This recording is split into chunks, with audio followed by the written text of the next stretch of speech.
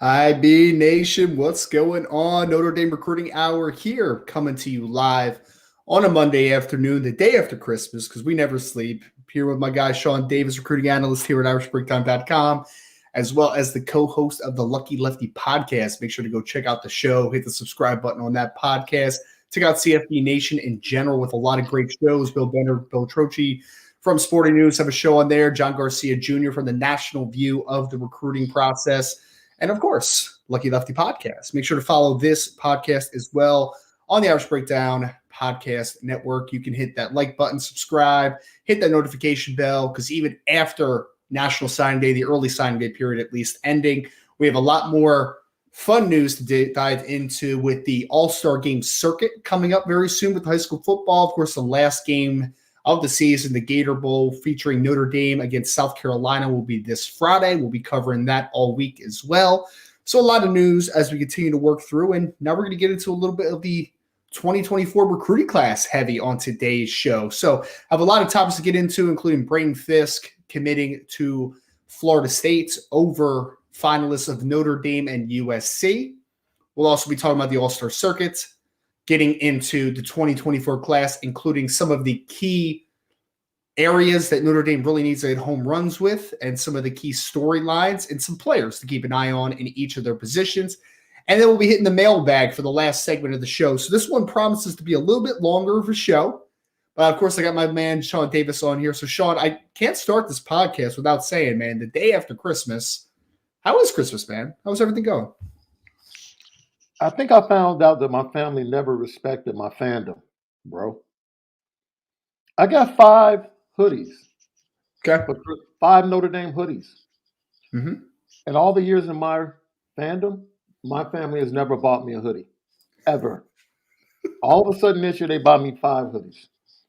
I guess because I'm actually doing shows now. They're like, okay, you're legit now. We respect you now. Right? Yeah. Like, my fandom for Notre Dame has been legitimized within the last 12 months somehow. It's incredible. Yeah, man. I had an incredible time. Lots of time with family. Seeing my daughter and her cousins grow up and seeing them connect with their other cousins around their age, and just kind of watching the legacy of family being established a little bit more this year, because they're no longer just little kids running around. They can actually get out and go and do things with each other. It was a different Christmas, bro. It really was. And at the end of the night, I was just sitting there with my siblings and my parents, and everybody else, like all the other kids, were gone, like enjoying each other. Like everyone's grown up. My mother made a 20-pound roast, Nice. and as they were cleaning up, she says, "The roast is gone," and she's like, "What in the world?" And I'm like, "All of your grandkids are grown. Like, you don't have little small kids running around that eat half a plate. Like, they come back for seconds. Everyone comes back for seconds now." So, it was really one of those holidays where we just kind of said, "Wow, like let's hold on to this particular holiday in this moment, because it's kind of special." Yeah, it was a great holiday. Well, that's great to hear, man. I mean, we had one of those as well, Sean. I mean, because my daughter's about to turn 2, so last Christmas it was like, she kind of understood, but like not 100% as far as like the whole present and Santa thing, right? But this one, dude, she was like unwrapping presents, running everywhere. Every time we took a toy out, it was like, open it, open it, open it. I'm like, chill out. We need to, get the rest of the presents out.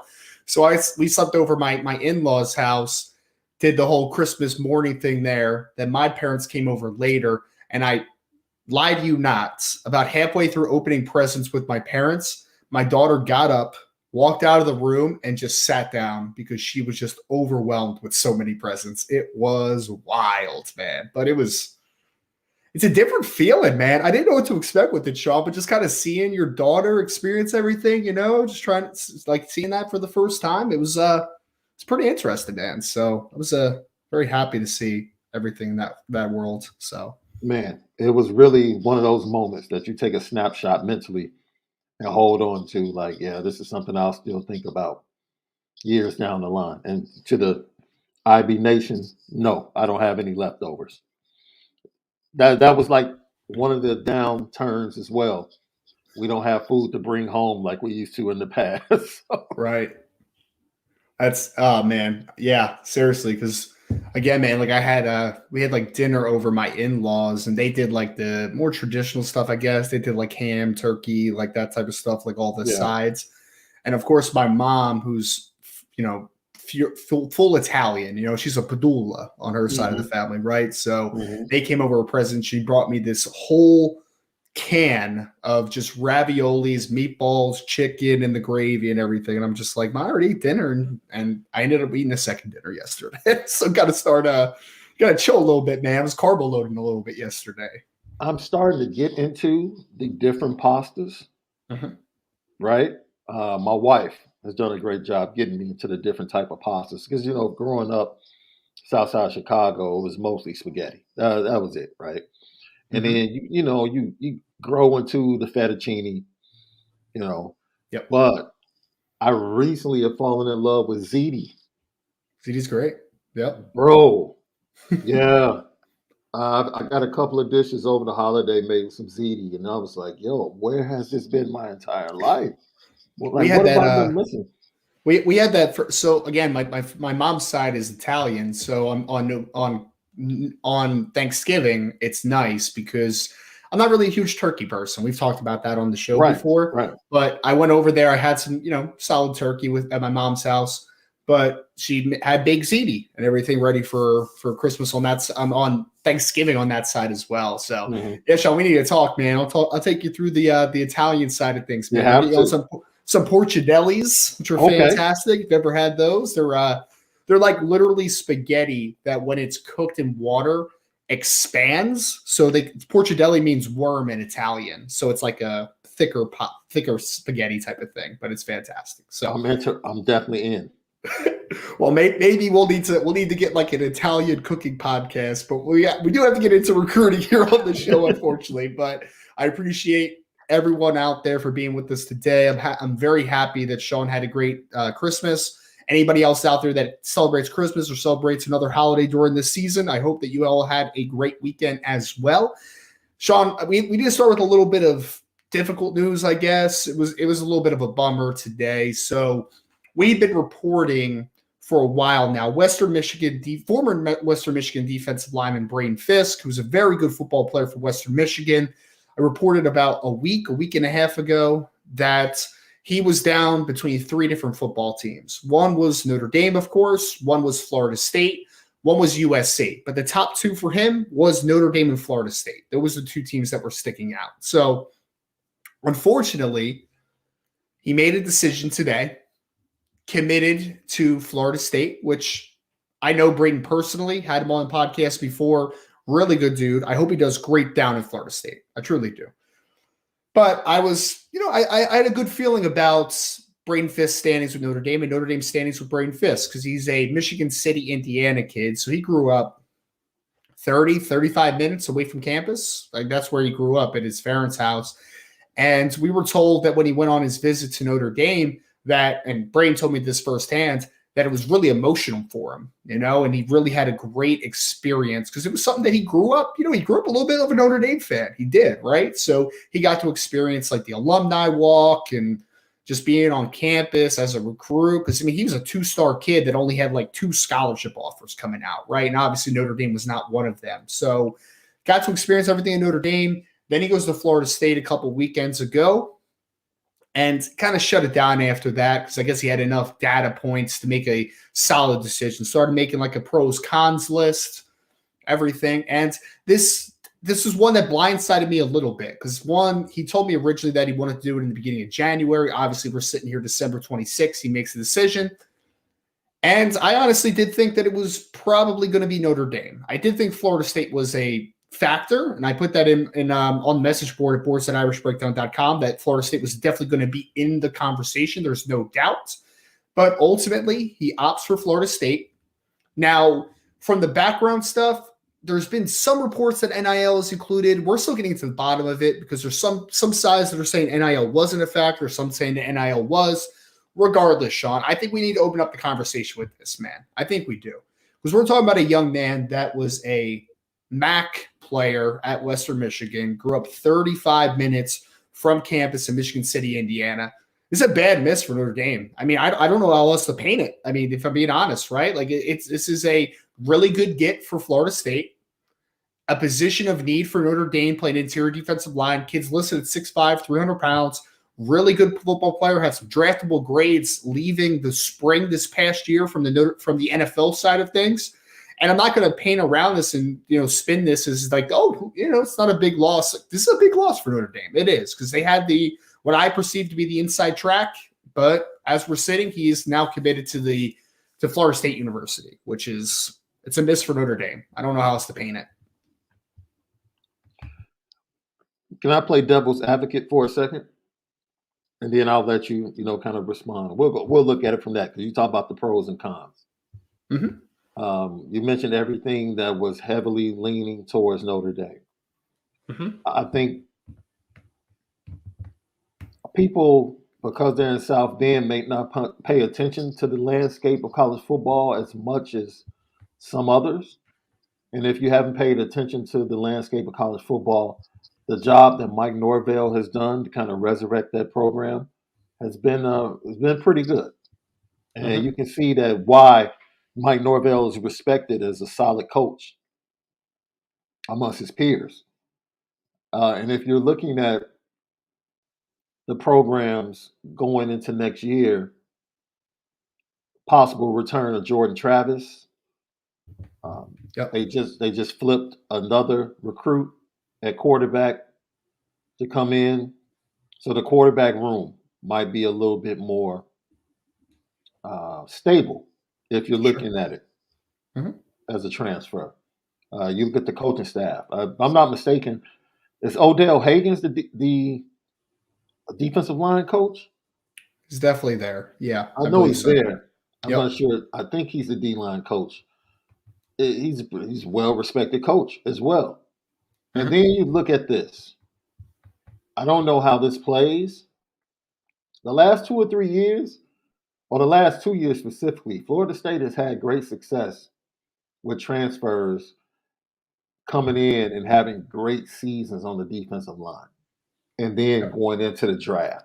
That might play a lot into it as well, comparatively, when you look at the coaching, how the guys that either come in from FCS or come in from another FBS program, and how they developed and played better at Florida State, elevated their games, and then were able to be drafted into the NFL. You already talked about him having a draftable grade coming from Western Michigan this year. So, those are just some things, looking at it from the other side, that Fisk might have looked at and said, you know what?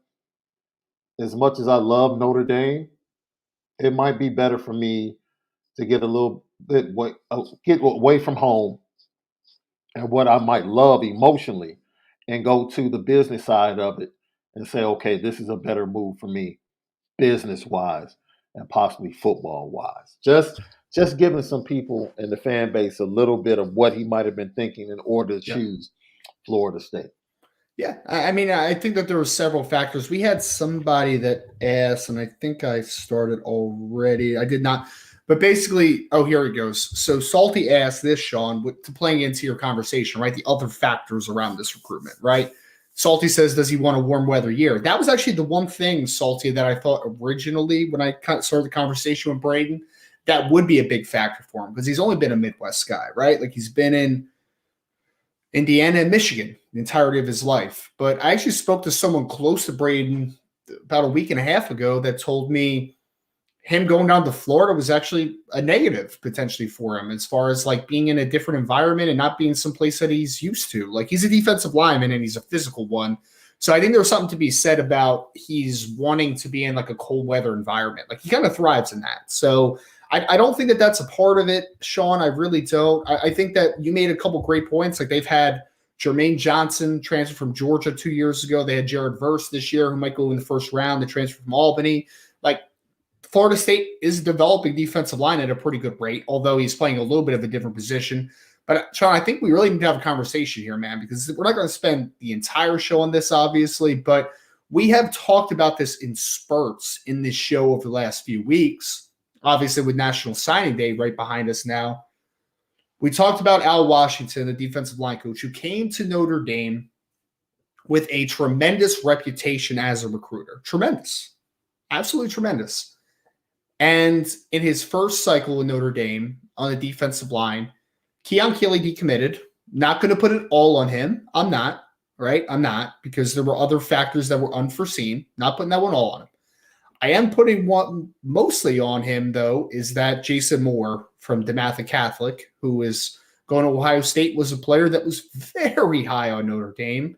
And then all of a sudden, it was Ohio State's before you knew it, right? So he lost out on Jason Moore. Brandon Davis Swain decommitted, obviously, in the 2024 class. Again, not all on him because there were some other factors in that one, but you've lost 2 commitments from 2 talented defensive linemen. You missed out on Jason Moore, obviously.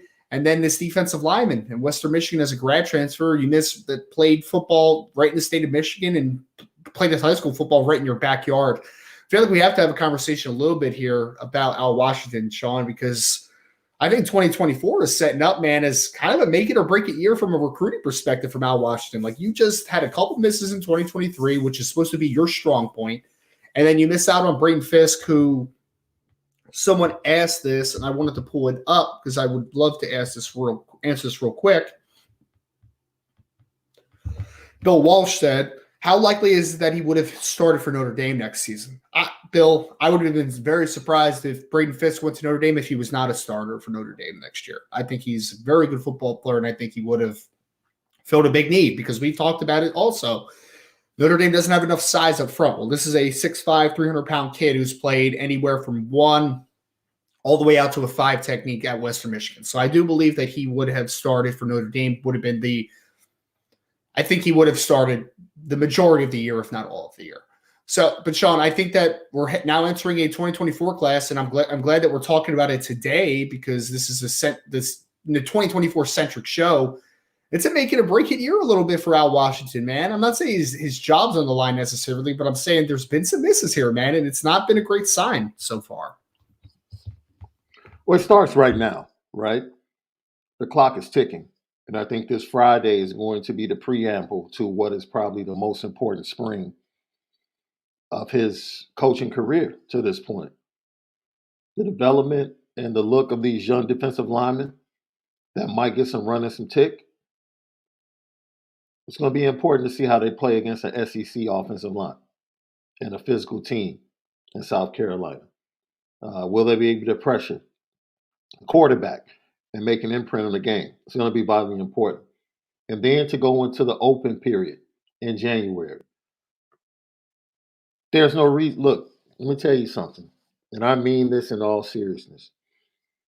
There's no reason for Al Washington not to have a suite on Roosevelt Road in downtown Chicago waiting to be the first one in the door at St. Ignatius College Prep. No excuse. Flat out no excuse. First kid he needs to see in January, as soon as the dead period is over, is Justin Scott. It's the first person. And that will be like a key. If that's not the first person, then we know something's wrong. We need to take a step back and say, whoa, what's really going on here? Right? Because to this point, they haven't done enough. We've chronicled that. We've talked about that. But I'll go a step further.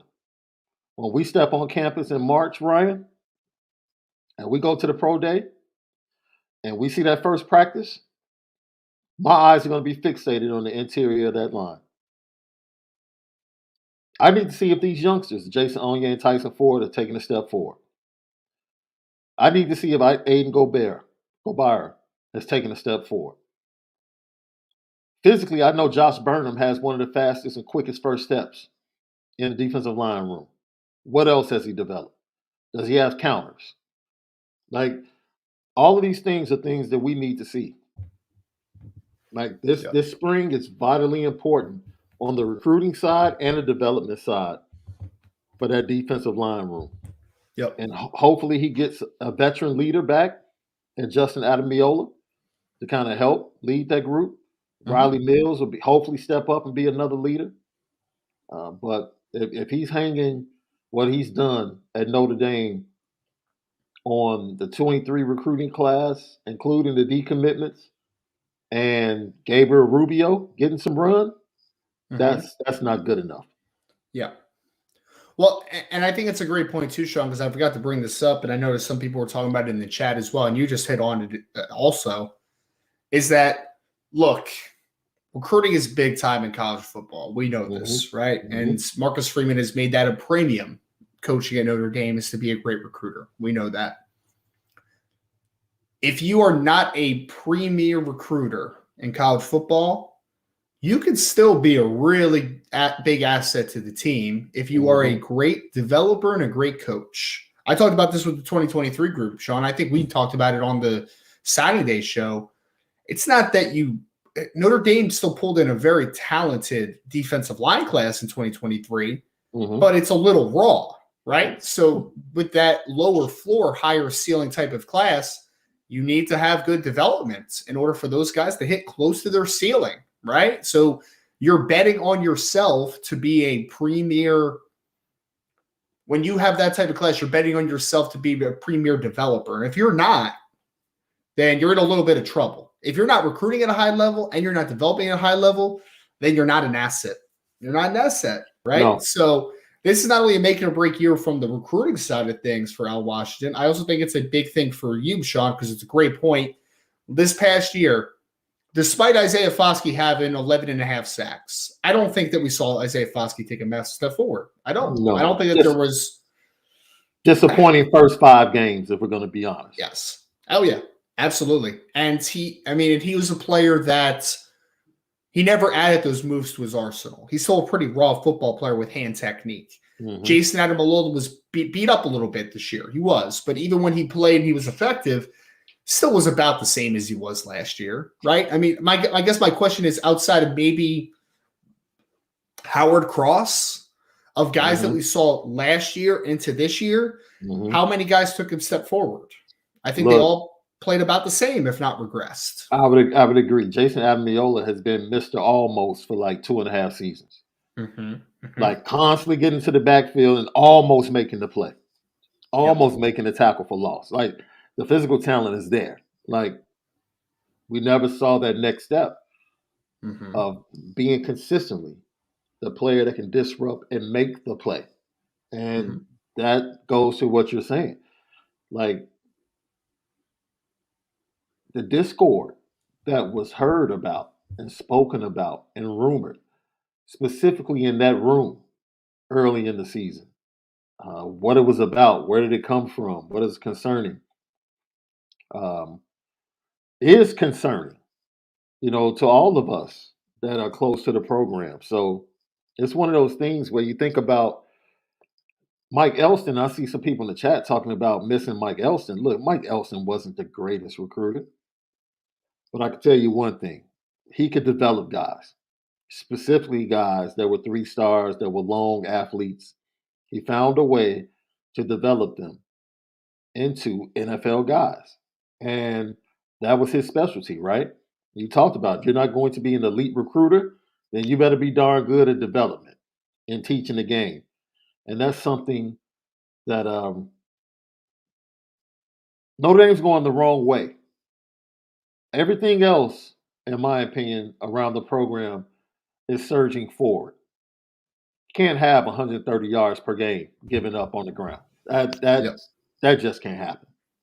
That not at Notre Dame.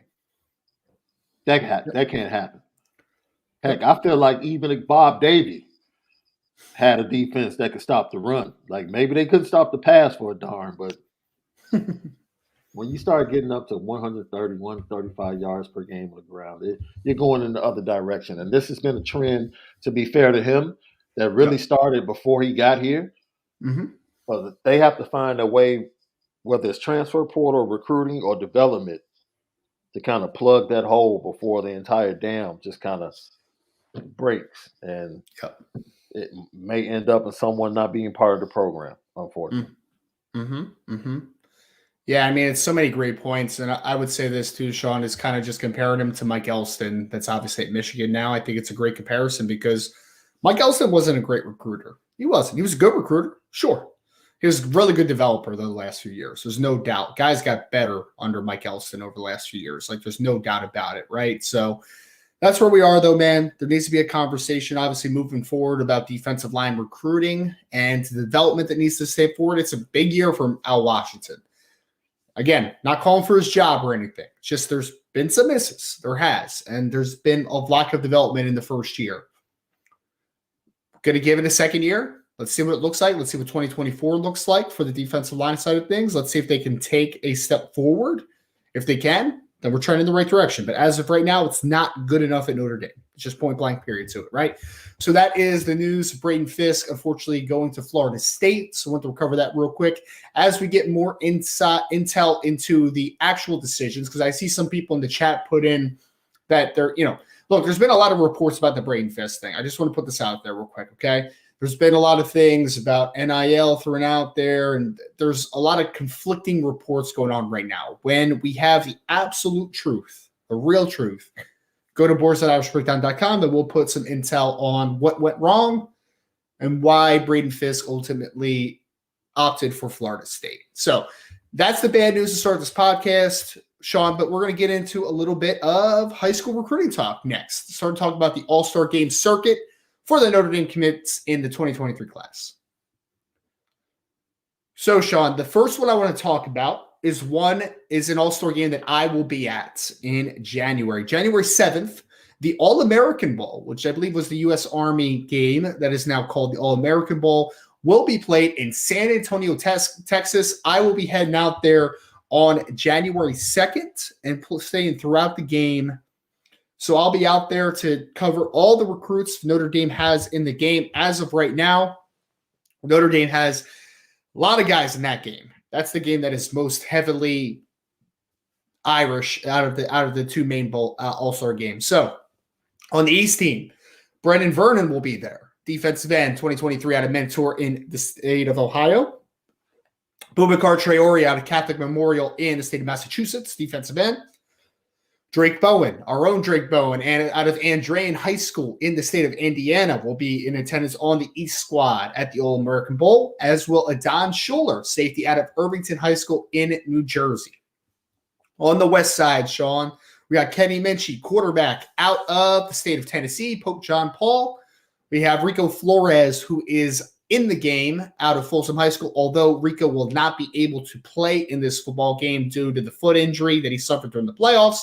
Charles Jagasaw, offensive tackle out of Alleman High School in the state of Illinois, will be on the West squad, as well as Micah Bell, cornerback out of Kincaid School in the state of Texas. So we have, in totality, we have 8 players, 4 on each side, that will be in San Antonio, Sean. So I want to start with the East squad. Again, that is Brendan Vernon, Boubacar Traore, Drake Bowen, and Adon Schuler. I want to talk about some storylines and some things that we're excited to see that week, Sean. Obviously, I'm really excited to get out there and kind of evaluate how the players look against some of the best in all of high school football in the 2023 class. So, but for me, Sean, I think the first thing I'm looking forward to, and something that I think we need to talk about, is the defensive ends that'll be there, right? Brendan Vernon and Boubacar Traore.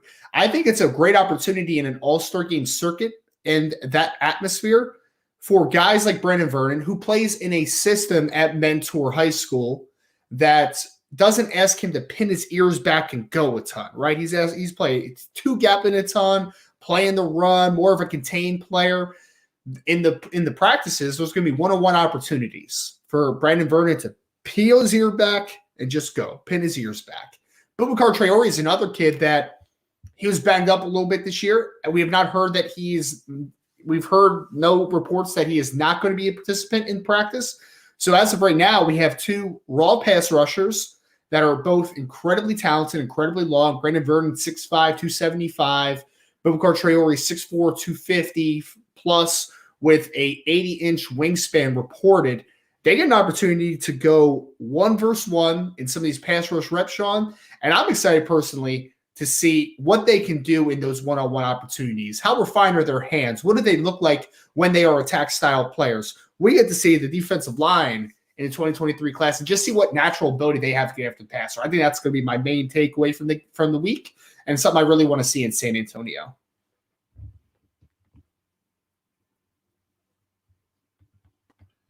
Ryan, that is one of the cool things about this 23 class, right? Especially along the defensive line. There is talent there. There is raw talent there. But once again, this goes to the ability to be able to develop and bring out the best of this talent, right? Boubacar, I know you're going to be extremely excited to watch this kid, right? With the limited experience he has on field, being able to match up against some of the best players around the country and see where he sits right now, that's going to be intriguing. And look, I'm jealous because you're probably the better man to be down there because I wouldn't do anything but like follow Kenny Minchie around. I wouldn't get any other work done, bro. You're probably the better person to go down there because I'd probably be like this behind Kenny Minchie at every drill, every conference, whatever he's doing. Like, man, let me find out what makes this guy tick and what Notre Dame has coming in January. But no, the defensive line and just the overall talent. Like you mentioned, 8 guys. Like as much as we want to lament the 23 class, there are 8 guys that we're covering when we And go one down All-Star there. game. And just And one. just one. Yeah. So look, the cupboard is not bare at all when it comes to this 23 class. The talent that they have coming in along the defensive line, I would venture to say I'm interested in seeing Vernon, how he moves, and what they're really going to ask of him. Yep. Right? Because it's one thing to watch a young man on film. Now, like you said, technique, hands, leveraging, all of that. Like if he's elite at that level now, or if he has really good hands now, without being coached and without Matt Balis adding to him and building him up and making that base stronger, you can pretty much forecast how good he's going to be. So I'm going to be very interested in hearing from you when we come back next Monday. Have your ideas or your thoughts, or when we come back after the actual game in the week, have you changed your forecast on some of these kids? Yeah. Based upon seeing them up close and personal. Like Yep. maybe you had a certain grade on them. Has that grade increased now from watching them up close and personal? That's going to be interesting to get into after these games. No doubt, no doubt, and that's what I'm really, because it's a different environment than they're used to, right? And it's a environment where they're going to be against players that are on equal level with them, and that's also why I'm interested to see Drake Bowen and Adon Schuler on that east side too, Sean, because I feel like those are 2 players more than maybe anyone in the class for Notre Dame that have been so unfairly pushed down recruiting rankings for no reason at all. I mean, Adon Schuler had 103 tackles this year, 3 interceptions, was a really impactful player on offense when he was needed as well. Yet there's recruiting rankings that dropped him completely out of their top 250. I don't understand it. And then Drake Bowen wins the Buckus Award. He wins Mr. Football in the state of Indiana, and yet he is continuing to fall down recruiting rankings. And I'm interested to see both of those guys because, one, Drake Bowen, I think, has an opportunity to show everyone, like, I don't care where you play high school football, man. I don't care if I'm in Indiana and some of you folks play in Florida and Texas and Georgia and whatnot. Drake Bowen won the Buckus Award for a reason. And he has a chance to show his traits and his talent against the other great linebackers who be at this game, other great offensive players one-on-one at this game. So I think Drake has a big opportunity to showcase himself in that regard. Adon Schuler is going to be a player that is, I mean, we talked about his traits, right? He's super physical, downhill, aggressive, can do a little bit of everything on the back end for a defense. And he now has an opportunity to show, because I think there is a stigma about him, that he's a strong safety type. He's a box safety type. Like there's an impression that people have painted of Adon Schuler that I think is unfair, because I think Adon is a much better athlete than maybe he's given credit for, but he's going to be out there against some of the top wide receivers in the class, against some of the tight ends, running backs. He's going to be able to show his chops in pass coverage during 7-on-7 opportunities, during one-on-ones in the game, obviously. So you get to see Drake Bowen, you get to see Adon Schuler in space a little bit during that game. I think that's going to be a big opportunity. But Sean, we'd be lying if we didn't, when we went over to the West squad, and you already mentioned it, a little bit. We get to see Kenny Minchie in this game, Sean. We get to see Kenny Minchie, who was on the West side for the All-American Bowl. Interesting enough, Sean, and I want to spend a little time talking about this. On his side of the bracket, he's going to be with Austin Novosad, who Notre Dame fans remember. He was a Baylor commit. Notre Dame tried to flip him. He stayed firm with Baylor. Then he just flipped to Oregon late with Dante Moore flipping from Oregon to UCLA in the quarterback carousel, whatever you want to call it. It's just wilds, absolute wilds. So Austin Novosad will be on his team, as will Pierce Clarkson, who's committed to Louisville. Doesn't have much of a conversation piece there from Notre Dame. There's no Notre Dame relevance. But on the other side, there is Notre Dame relevance, because on the east side for quarterbacks, you have Dante Moore, who's going to be on that side. Christopher Vizina, quarterback committed to the University of Clemson, who Notre Dame fans know because Notre Dame recruited him for a while. And they also have Eli Holstein on that side as well. But you have Dante Moore, Christopher Vizina, Austin Novosad, all guys that Notre Dame had recruited at one point, and you have Kenny Minchie, who ultimately ended up being the quarterback of the 2023 class. I think this is fun, Sean, because like you said, not even really just walking around and just seeing what makes Kenny Minchie tick and what makes him special and how he reacts to certain situations and things going right, things going wrong, all that, those nuances that make quarterbacks successful. We also get to test him a little bit eye to eye with guys like Dante Moore, with Christopher Vizina, with Austin Novosad. I think it's a great comparison that we'll be able to make during that week.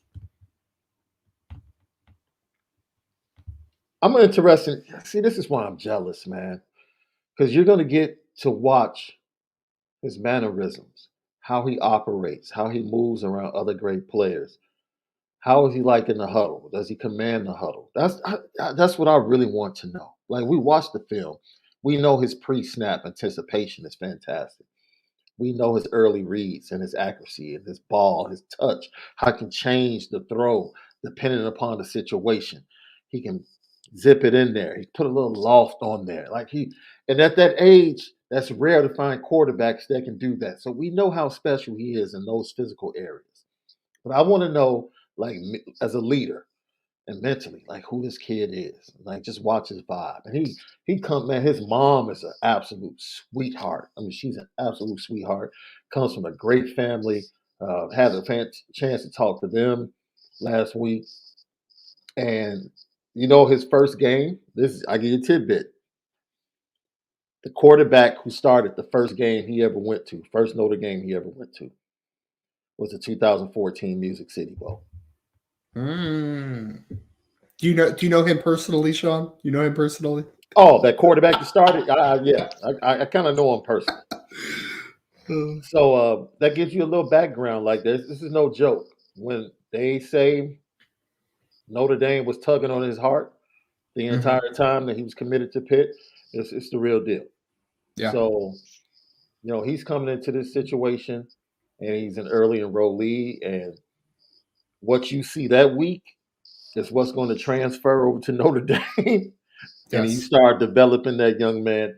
I don't know how you feel, but I feel in order to be an elite program and really take that next step at Notre Dame, this kid needs to be ready to play. I didn't say win a national championship. He needs to be ready to start a college football game by the end of his freshman year. Those are the steps that he needs to make to be ready. Even if he doesn't play, he should be ready to play, because that means he's going into the spring as a true competitor, as a starter his sophomore year. And so it's all going to start with the analysis of that dude right there. Yeah. Well, Ryan Roberts is going to tell us all about him once he gets back. Well, Sean, that's a great point, too, because there's been a lot of great freshmen that weren't pressed into duty early. You're talking about like the Jameis Winstons of the world, the Bryce Youngs, the CJ Strouds, who went into their sophomore year and they were ready to go, Yeah. and make that transition. And it's gonna set up like that pretty perfectly for Kenny Minchie if he's able to be that guy, right? Because Notre Dame's going to take a grad transfer most likely. Mm-hmm. Most likely, either him or Tyler Buckner are going to be the starter in 2023. Kenny Minchie's going to get an opportunity to sit back, develop, and become that guy. And then out of nowhere, man, then you get an opportunity to see if he's the real deal or not, right? Yeah. So, Yeah. yeah, man, I'm excited to see Kenny Minchie in person because the other thing too, Sean, is it's like a little bit of a look. It doesn't really matter when things ultimately hit the fan, right? But seeing him throw the football comparatively to guys like Austin Novosad, Dante Moore, Christopher Vizina, because I feel like there is this notion out there that Kenny Minchie's this not strong-armed quarterback, which I disagree with a lot. I do disagree with that, and kind of eyeballing him, putting the eyeball test behind him, I think it's going to be really fascinating. So on the West side, he's going to have an opportunity to throw against Austin Novosad and Pierce Clarkson, and then from one practice to the other, you're going to be able to compare him against guys like Dante Moore, Christopher Vizina, and Eli Holstein. So seeing him just in person, I think is going to be able to tell the story because there's just some things that you can't tell on film, right? There's some things that you need to see firsthand. What's his command? What's his leadership level?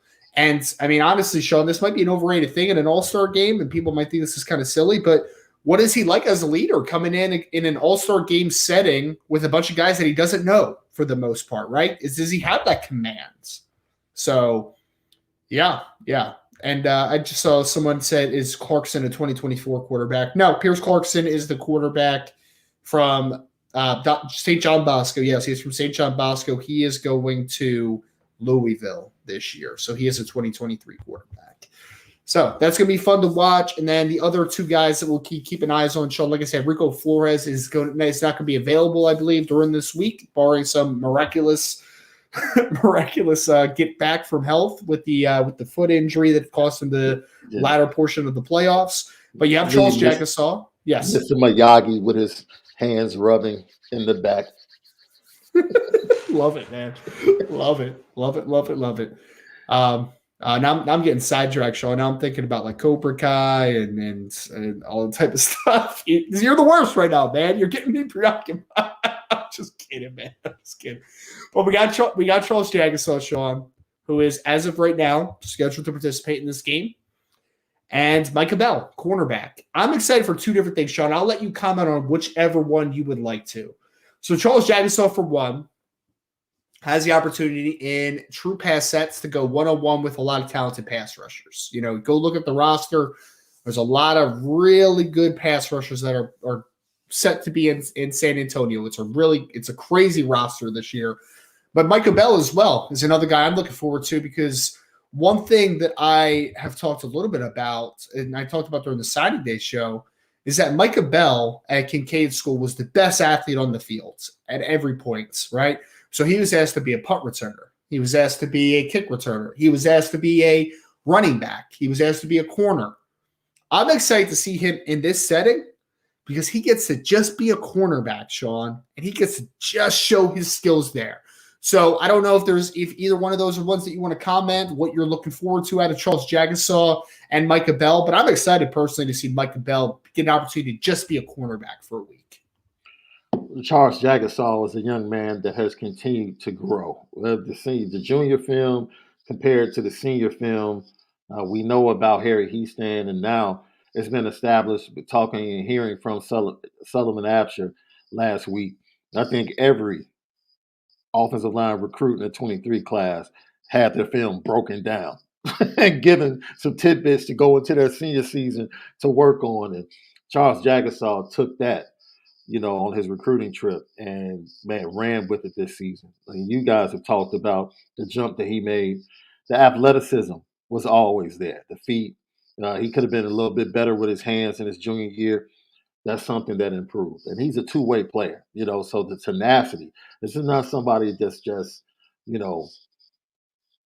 a nice guy, because he's a really nice kid. Comes from a really beautiful family, but he really has a nasty side that comes from playing the defensive side of the ball and also from his wrestling, where he was the heavyweight state championship in the state of Illinois. So when you talk about him, It's just about allowing himself to be molded and continue to get better and finding out where they project him, right? Do they project him at left tackle? Do they project him at right tackle? As I said before, in the fall camp, Emil Wagner was the number 2 left tackle. So if he's gaining weight, they have that cushion there behind Joe Alt to say, okay, we don't have to force it. We can put you at right tackle. Or if you're that darn good, heck, we can bring you in at right guard, right? Because we've heard about Billy Shrout kind of asserting himself in the practices leading up to the bowl game. It seems like he's going to be that guy at left guard going into the next spring. And you love to hear these types of things from your young players. Micah Bell is just flat out, look, Al Golden is pretty stoic, has no facial expressions when he's talking to the media. Mm-hmm. The one time I heard him on National Signing, saw him, shall I say, on National Signing Day, change his emotions, is when he mentioned Christian Gray and Micah Bell. Like his face just lit up a little bit, like, yeah. And he was like, yo, these are guys. He talked about Christian a little bit more as far as, playing a little bit early. But he said Micah will also get a chance, but he was just excited about the overall impact that Micah Bell and his speed is going to have on the team. He mentioned that Brian Mason's going to love him, getting him in the return game, getting him in special team. So, it's one thing to watch someone run on TV, but to actually sit there in person and watch them run, it's probably going to be very impressive to watch that young man run. And to see him line up against some of the top receivers to see what he can do. Yeah, he'll solidify what we already think, because we already know what we think of Christian Gray. Yep.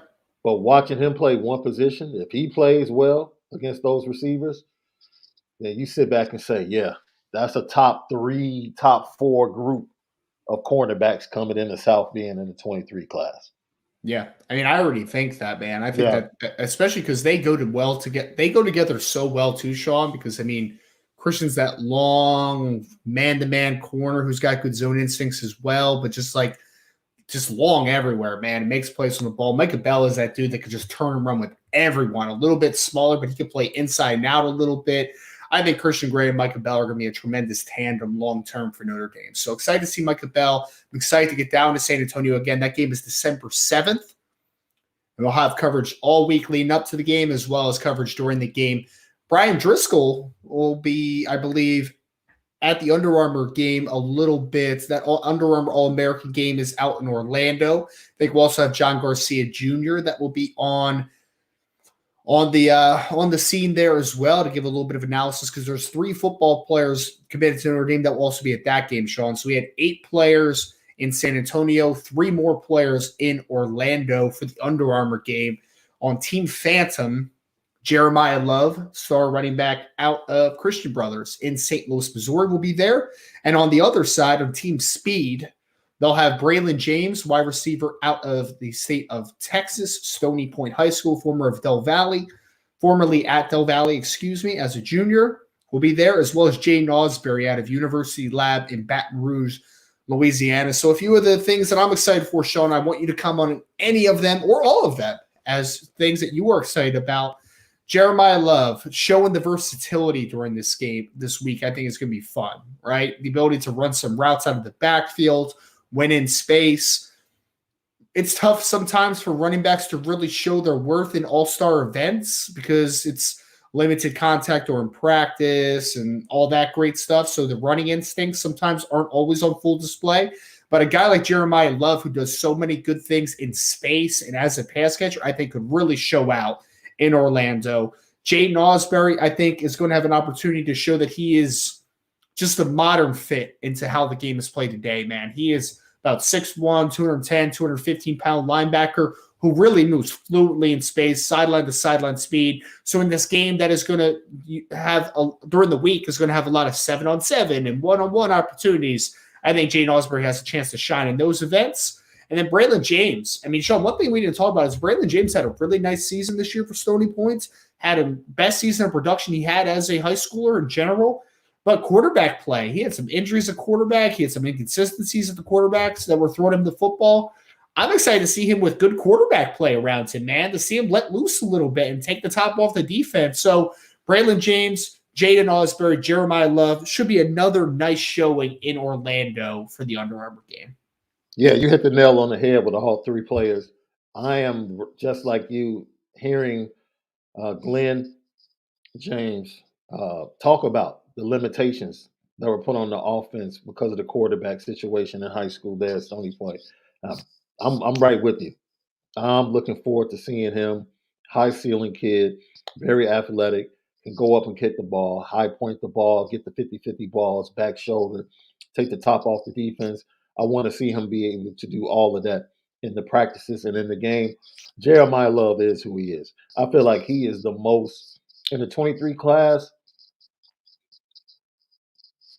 I don't need insurance on him, right? I know what I'm going to get. The reason you get insurance, right, is because just in case. There is no just in case with Jeremiah Love. He's a dude. And he's going to be a dude at Notre Dame. I don't need any insurance just in case he's not the dude. He's going to be a dude at Notre Dame. And Jaden Osbury, who, I'm sure everyone knows how much Brian Driscoll loves this kid, but he is one of the most, I'm not sure. I know I put him down for one of our guesses in the 23 class. But I thought of him as possibly being one of my picks as one of the most underrated guys in this class. I really did, because I think Drake Bowen kind of overshadowed things because of who Drake Bowen was to this class. And you combine that with what he did on the football field, that cast a large shadow at the linebacker position. And Preston Zinner was kind of like out on the East Coast, really wasn't talked about. And then Jaden Osbury was just kind of like a shock that he left his school. High school is literally on the LSU campus. And the fact that he got out of SEC country was kind of a shock to a lot of fans. And let me tell you something. You're talking about a guy that can literally walk in, and he might not have it on his jersey, but it's on his heart. He has a C on his heart, the way he plays the game. He is a leader. He is a captain. And eventually he's going to have a C on his jersey at Notre Dame, in my opinion.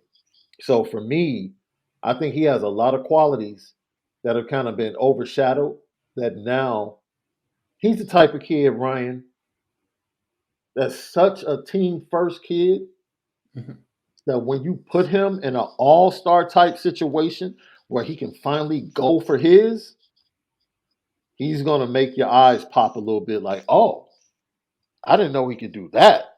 Right. Oh, snap. Okay. Which goes back to the modern day football linebacker that you spoke about when you mentioned him. I think he has some things to show that people really don't even know that he has in his pocket or in his game. No doubt. No doubt. And I just want to put this out there real quick for the chat. Unfortunately, I'm trying to follow along with a little bit of the conversation. Look, we know that we have open conversation to talk and have conversations back and forth. But if anybody starts getting disrespectful with my guy Antoine Johnson in the chat, I'm not going to have it. So I'm going to start blocking some people for 5 minutes or so. Stop doing that, because Antoine is always very respectful to us. We know that he is a Michigan fan. We don't hold that against him, though. We don't, because he's good people. So just squash whatever the conversation is in the chat in that regard, right? He is a part of the IB family. So yeah. So yes, but again, Sean, I think I may have misspoke earlier when we were talking about a couple of these games. So I will be at the All-American Bowl in San Antonio, January 7th. I think I said December 7th before. My apologies. I was not there December 7th. January 7th. And then the other All-American Bowl, which I believe Brian will be at for part of it, as well as John Garcia Jr. will be out there helping us cover it as well. That one is in Orlando on January 3rd. So make sure to keep your eyes out for that. So, yes. All right, but that is the All-Star Circuit, Sean. We want to start to get into a little bit of 2024 talk here in a second, but that will conclude the All-Star Circuit of these podcasts. All right, so Sean, we wanted to open this one up, man, have a really deep conversation here. 2024 is now up. 2023 is kind of behind us because, as we know, barring some late risers and late gets for Notre Dame until the final signing day here in about a month and a half, Notre Dame is done for the 2023 class with the 24 commits that they have. So let's move on to 2024, man. Let's get our eyes forward a little bit here. It's going to be fun. I have a couple articles. People talking about 2025 in the chat. You guys need to chill out, man. 2024, talking about some of the key storylines, key headlines, key numbers to know, key players to know. We're just going to break this down, not super in depth, but we're going to go through a little bit of the key needs that Notre Dame needs to hit on. So, Sean, I think offensively for me, if we're going to start there, I think even before we get into what the needs are, what the storylines are, all those great things, we should start out with this. Mm-hmm. Notre Dame has a tremendous baseline start in 2024. Tremendous baseline. What do I mean by that? You have a talented group that is already committed to Notre Dame. I think they're rated pretty much as the number 2 class early on every major recruiting platform. They have commits from Aeneas Williams, running back out of the state of Missouri, top all-purpose back in the class according to Rivals. They also have Cam Williams, wide receiver out of Glenbard South and Glen Ellen, Illinois, who is one of the biggest risers in the wide receiver group, bordering now on a 5-star status. I think he's rated as a top 30 recruit by 2 different services now. So Cam Williams is on the rise. Jack Larson out of Charlotte Catholic, top 50 player in the country according to Rivals. Very talented tight end. You also have Peter Jones out of Malvern Prep in the state of Pennsylvania, number 99 recruit by a platform. Defensive side of the football right now, you have Owen Wafel committed, who is from the Hub School in Princeton, New Jersey, coming off of a really nice junior season, over 20 tackles for loss and 9 sacks as a junior playing defensive tackle. And Carson Hobbs, cornerback out of the state of Ohio, Archbishop Moeller, who was originally committed to South Carolina that Notre Dame was able to flip.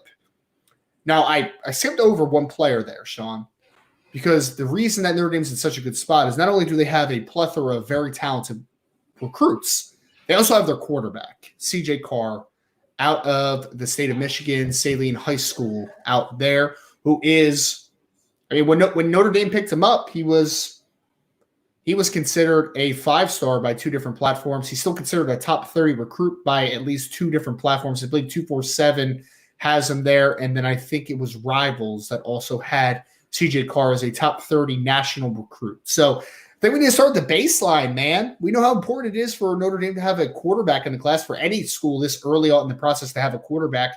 But Notre Dame is off to a really strong start in 2024, Sean.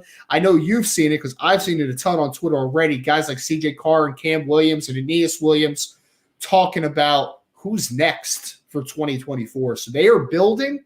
They're recruiting heavy. They're recruiting hard. And Notre Dame has a chance to put together a really talented 2024 class because they got some dudes that are ready to recruit for the staff, which is great. You see unsigned 24 kids understanding momentum that's happening, and engaging with the fan base, i.e. Burdell Richardson, 24, kid engaging with Notre Dame, trying to get Instagram likes and follows on Instagram, and Ryan Wingo, where he sits, and Cam is personally involved.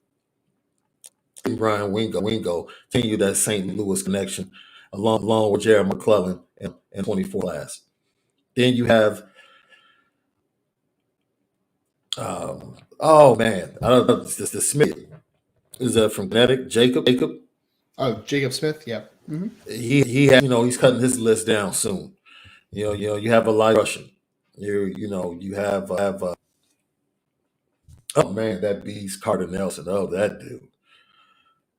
Look, man. If you thought this is a question, the feeling we had, Ryan, when Dante and Keon Payton were all in the class, How do you think it's going to take for this for a class to eclipse that feeling? It's a great question, man. It's a great question. And Sean, just so you know, I didn't know if you saw in the chat, but you got a little bit of an echo. So I don't know if you want to pop out and pop back in or whatnot, but there's a little bit of echo on your end. But it's a great point, man. I mean, because I think there's a different vibe for 2024. Because to Sean's points, the two commits that Notre Dame got in early in the 2023 class were Keon Keeley and Brendan Vernon. They committed right around the same time. It was kind of a package deal type of thing at that time as far as when they were going to make the announcement. And I think that there's a different vibe around a program or around a recruiting class so your first player is a defensive lineman. Sure, that could sell for sure.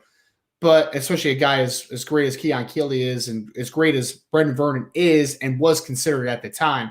But the fact that 2024, one of your earliest your commits is CJ Carr, quarterback out of the state of Michigan, who is Lloyd Carr's grandson, who is a borderline 5-star recruit, who was considered that then, who is still considered a top 30 recruit by multiple platforms so far in the 2024 recruiting class. I think that is a great initial starting point for Notre Dame because we know the power of having a quarterback in the class. That was what was so weird and different about – I think that's what's so weird and different about the 2023 class was that you didn't have Kenny Minchey until very late. You had Dante Moore, who was silently committed, but he didn't go public with his commitment. So having a guy like CJ Carr who was publicly committed, who is recruiting to a very, very high level for Notre Dame, I think it's paramount this early in the 2023 class. So I'm excited for that dynamic because it's going to be different than comparing it to 2023. Having the quarterback that early is a natural and massive sell for Notre Dame. So I think that is a big-time opportunity for Notre Dame as they continue to build the class. Want to talk a little bit about because we want to talk a little bit about some of the important keys and target areas for Notre Dame moving forward here as well. Because, I mean, Sean, we've had the great baseline with having your quarterback, continuing the St. Louis pipeline. Obviously, you did that with Aeneas Williams, who although is an hour away from St. Louis, he's still in the St. Louis area, so we're going to count him. They also have Cam Williams, who's out of the state of Illinois, a place that Notre Dame needs to pull talent out when they have it in the state. They also have great recruiters in the class. Not only CJ Carr, but Cam Williams is a dog as a recruiter. We know that these guys are putting in work.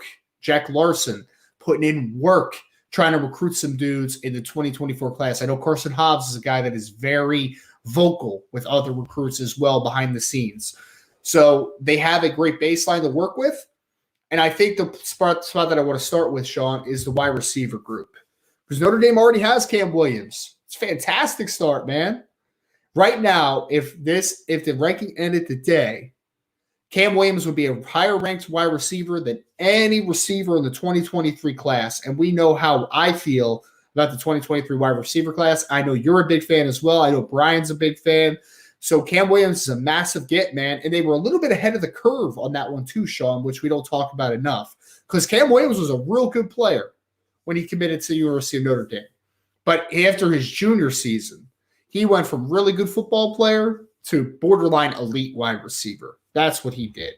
So now you have a board that has guys like Ryan Wingo out of the state of St. Louis University, Emmett Mosley out of Rancho Cucamonga out there in California. You got Breedell Richardson, who's a very talented, bigger body wide receiver that seems to be high on Notre Dame. Jeremiah McClellan, who should be a familiar name at this point. He is a teammate of Jeremiah Love out of Christian Brothers in St. Louis as well. So, Sean, I think for me, man, we talked about where Del Alexander left this wide receiver group. We are now sitting with technically, so we have the four-man former four-star recruits in Lorenzo Styles, Tobias Merriweather, Jaden Thomas, and Deion Colsey coming back next year. That's what's slated to come back. You have Matt Salerno coming back as well. You have Caleb Smith, the transfer wide receiver from Virginia Tech, coming in. And then you have the four-man class of Jaden Greathouse, Braylon James, Rico Flores, and Caleb Smith, the wide receiver out of Reedy High School, set to be the 10-man wide receiver group for next year. But after that, Matt Salerno is going to be out of eligibility. Caleb Smith is going to be out of eligibility after the 2023 season. Who knows who will be in and out depending on the transfer portal stuff, because it's just so easy for guys to leave now. So you can never count on guys just sticking out for 4 years. You just can't depend on it anymore. So I think for me, Sean, with where this wide receiver group was, we knew that it was going to take a couple cycles for Notre Dame to really get that wide receiver group from a depth perspective back to where it needs to be. So we're talking about 3 to 4 wide receivers in 2023. I think 4 is the number for 2024, where Notre Dame needs to put together another nice group. And I think they're in a good spot right now with Ryan Wingo, Jeremiah Clellan. I think they're in a pretty good spot. Jason Robinson, committed to USC, I think has a lot of interest in Notre Dame as well. I talked about Braden Richardson. Emmett Mosley, obviously, is a legacy player from Notre Dame. His dad played at Notre Dame. His mom was a great soccer player as well at the University of Notre Dame. Notre Dame needs to pull, I think, another great wide receiver group here, Sean, 2024. How my sound, right? Sound a little echoey still. I don't know. Give it a shot. No, I just think at this point, Notre Dame's really going to do well in the 24 class. I'll just leave it at that and let you go into it. Yeah, man. Yeah. And we got a little echo still. Don't worry, guys. Behind the scenes, we are going to I love this stuff right here. Jim Bob Billy Pants. I'm bringing this up just to make a point real quick, and it's no disrespect to you. Said, I don't know, Wingo has a crystal ball from Will Fong to go to Tennessee. And I don't know if that's sarcastic or if you're just like a general state of fact. And also Ryan Wingo is now getting crystal ball to Notre Dame a little bit. You know why? Because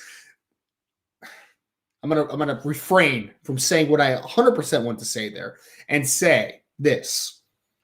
It's way too early to be crystal balling Ryan Wingo to anywhere. All right. All I know is that Notre Dame is building a St. Louis pipeline.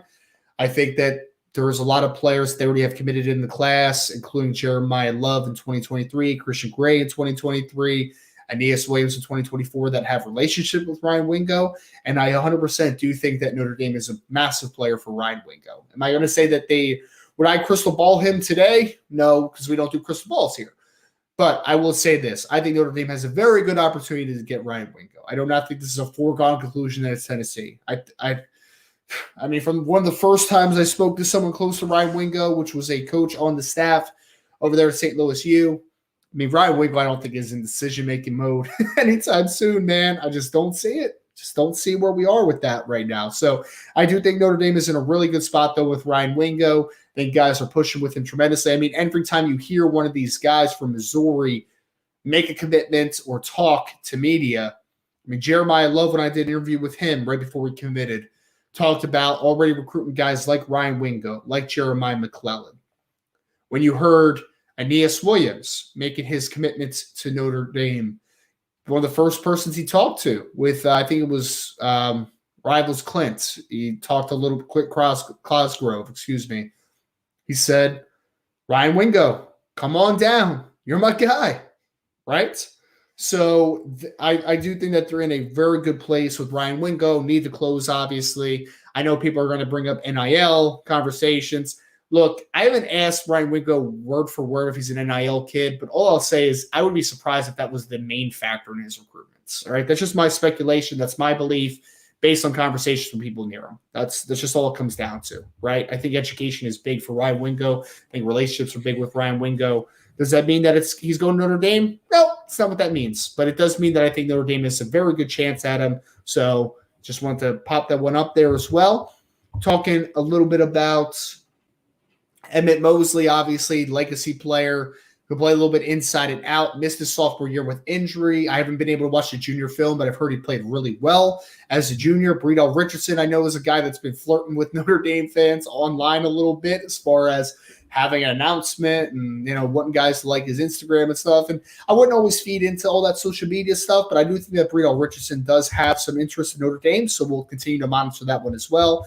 I mentioned Jason Richardson, who, although is committed to USC, I'll have a piece coming out soon where all I'll say is, talking to someone close to Jason, is that Chancey Stuckey has been on him very, very hard, and they're making a push. All right, so we'll leave it at that. I think that is. I think Notre Dame's making that a little bit of a fight. So we'll see about where that lands. And then Jeremiah McClellan's obviously a player that's Notre Dame has a little bit insight into with his connection to Jeremiah and Love. So wide receiver recruiting though, Sean. Don't know if you want to test the mic out again though, but I think it's big time for 2024, man. I hope the mic is good as I think the 2024 class is going to be. It's still a little echoey, man. Still a little echoey. I promise. We'll figure this out, though. We'll figure it out. I promise you, I don't know what to do. You're good, man. You're good. You're good. It's I mean, Sean, I've had plenty of mic issues, so you're good, brother. You're good on the back end. I know it's super frustrating, but we'll get Sean back. I don't know, man. Oh, there it is. Say something else. I don't know. I hope. Oh, you sound great now. There we are. Okay. There we are. All right, I don't know what it is, man. I don't know. Yeah. Can we have a clap in the chat for Sean, man? Because I will say this, folks.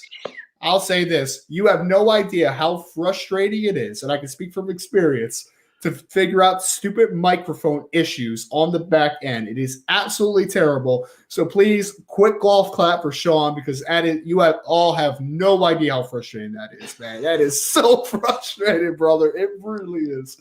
But we appreciate Sean so much for we appreciate you for working through those tech issues, man. Because I know no problem. You're talking about my favorite group in the 24 class. I'm missing out talking about those guys, but no, just Chancey Stuckey. This is crazy, right? Mm-hmm. Chancey Stuckey might have been the biggest question for us on the staff when it was finally compiled. Let's be honest. He was like the biggest question amongst everyone here at IB. And he's answered the call, man.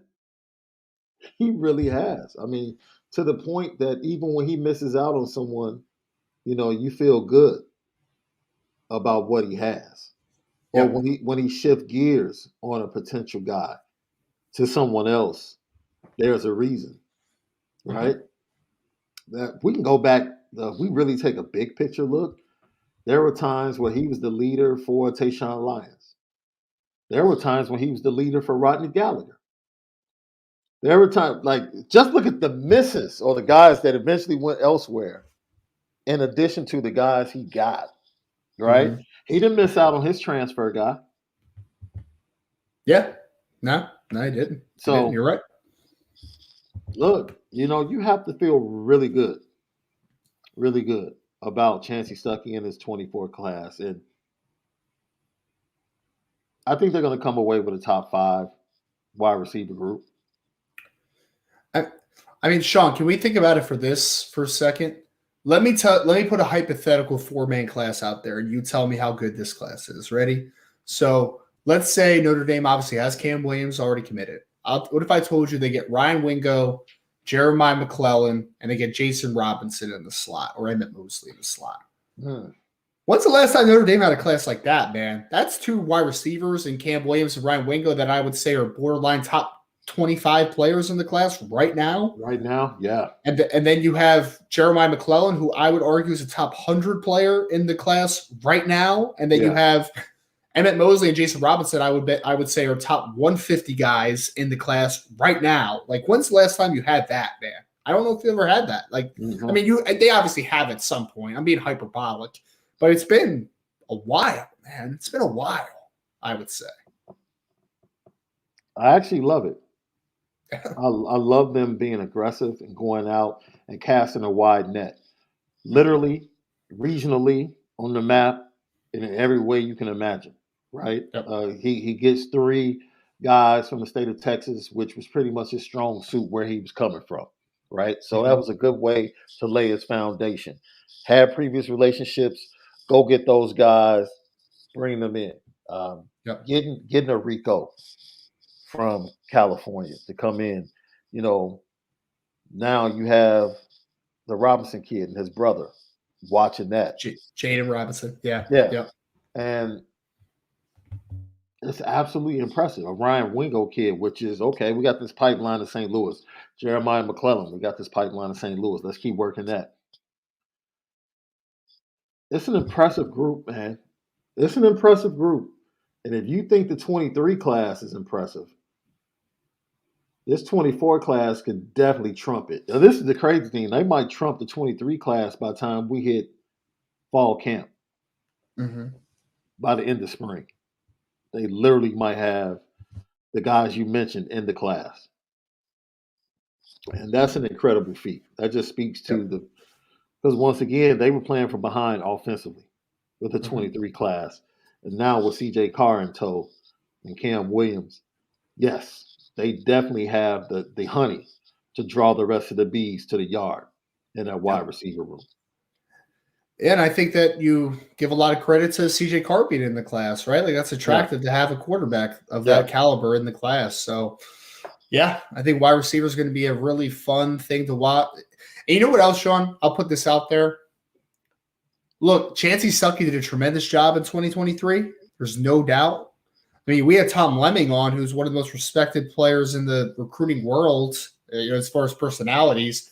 And I think after Marcus Freeman, Chancey might have been the first guy that he talked about, right? And did tremendous. Like he got in at Notre Dame and then got in with guys like Braylon James and Jaden Greathouse and those types who he had past relationships with, right, while he was at Baylor. Rico Flores was the guy that Notre Dame was already recruiting. And then he gets in on Caleb Smith, another Texas guy. I will say this, however, and I want to hear your opinion on this. I think 2024 is going to be a true insight into just how good Chancey Stuckey can be, though, because I think he's already shown he's a better recruiter than we gave him credit for, or that we knew he could be. He was an unknown at that point. But I will say he did recruit and land guys that he had familiarity with before he took the job, right? So he had those past relationships with Greathouse and James while he was at Baylor. Yeah. Now he has an opportunity from a clean slate perspective, right, to go after Ryan Wingo, who's a Midwest kid, going after Jason Robinson, potentially, who's a California kid, going after Breedell Richardson, going after Jeremiah Clellan, who's a Midwestern kid. There's not really the Texas tie with any of these guys that he had previously. So if we want a full scope of just how good Chancey Stuckey will be, I think 2024 is going to give us a real good insight into that. Yeah, I mean, I think he knew what they say. Know the side of the bread that's buttered for you. Know your strengths. Dance with the girl that you brought. All of these different sayings. And I think that's what he focused on. Like everybody talked about his lack of experience. And he understood that, but he understood the assignment. And he understood what he wanted to develop in that wide receiver room. And he made that abundantly clear when we met with him in March. And moving forward into the spring, he knew the relationships he already had. So he didn't run away from that, right? And he was able to do what pretty much Marcus Freeman has spoken about. Can you get players from other regions that are elite players to choose Notre Dame over everything else? The answer for Chancey Stuckey is a resounding yes. He's proven that because we've talked about, NIL, late pushes from other teams. That wide receiver room went through one of the great NIL pushes from other programs than probably any other room in the 23 class. And they stood tall and eventually signed with Notre Dame. And then he added Caleb Smith late in the game. He shifted gears from someone else that he led for to Caleb Smith and flipped him. Just think about that, right? Yep. That's Chancey. No pun intended. That was Chancey. For him to literally get off of someone that he was leading for to move to another kid that was committed elsewhere, that he felt like this is what I really need in this group, and to flip them. Man, I can't say enough about the job that he did in this recruiting class and what he's continuing to do in the 24 class. And I know that we like to hyper focus on the negative, right? And we talked about Al Washington earlier in the show. We're going to talk about him again a little bit in this next little part, Sean. But I think that we need to give the people that have proved us wrong and the people that are exceeding expectations, they're due even more, Absolutely. right? Absolutely. Like Chancey Stuckey's done tremendous from a recruiting perspective, and I'm excited. The fact that they are in position where they may be able to land Cam Williams and Ryan Wingo in the same class. Like, folks, I talked about this. Sean, remember before he got the bump in recruiting rankings, Cam Williams, we talked about this on the show, how, like, this kid might be a borderline 5-star player at some point, man. Like, he might be that type of dude because he's having that type of season and he's had that type of development. So, I'm excited for what Chancey Stuckey's doing at Notre Dame. One spot we want to hit on quickly, we're not going to spend a ton of time, but offensive tackle recruiting, I think, is going to be a big thing in 2024. I want to spend a little bit more on the defensive line because we have a lot of names to work through in there. But offensive tackle is going to be interesting, Sean, because right now there's been a high flux of interior offensive linemen over the last 2 cycles. Yeah. We've talked about, can Emil Wagner be the guy at offensive tackle someday? We'll figure that out long term, right? We'll figure that out in a couple of years, obviously. Offensive tackle-wise in 2024, you got Charles Jagsaw, who's for sure offensive tackle after his senior film. I think Sullivan Absher has a chance, but we'll see. I think he still might be a guard. Either way, I think Sullivan Absher is going to be a really good football player for Notre Dame. But offensive tackle-wise, I think that after you have Peter Jones in the 2024 class, who's definitely an interior player, in my opinion, Notre Dame needs to get maybe 2, because Notre Dame's only going to have maybe a 3-man class at offensive line in 2024. So I think the last 2 offensive linemen that they're going to get are going to have to be offensive tackle types. Gerby Lambert is a kid out of Catholic Memorial whose teammates Abubakar Traore, who is the 2023 commit to Notre Dame, that is high on Notre Dame. Notre Dame is high on him.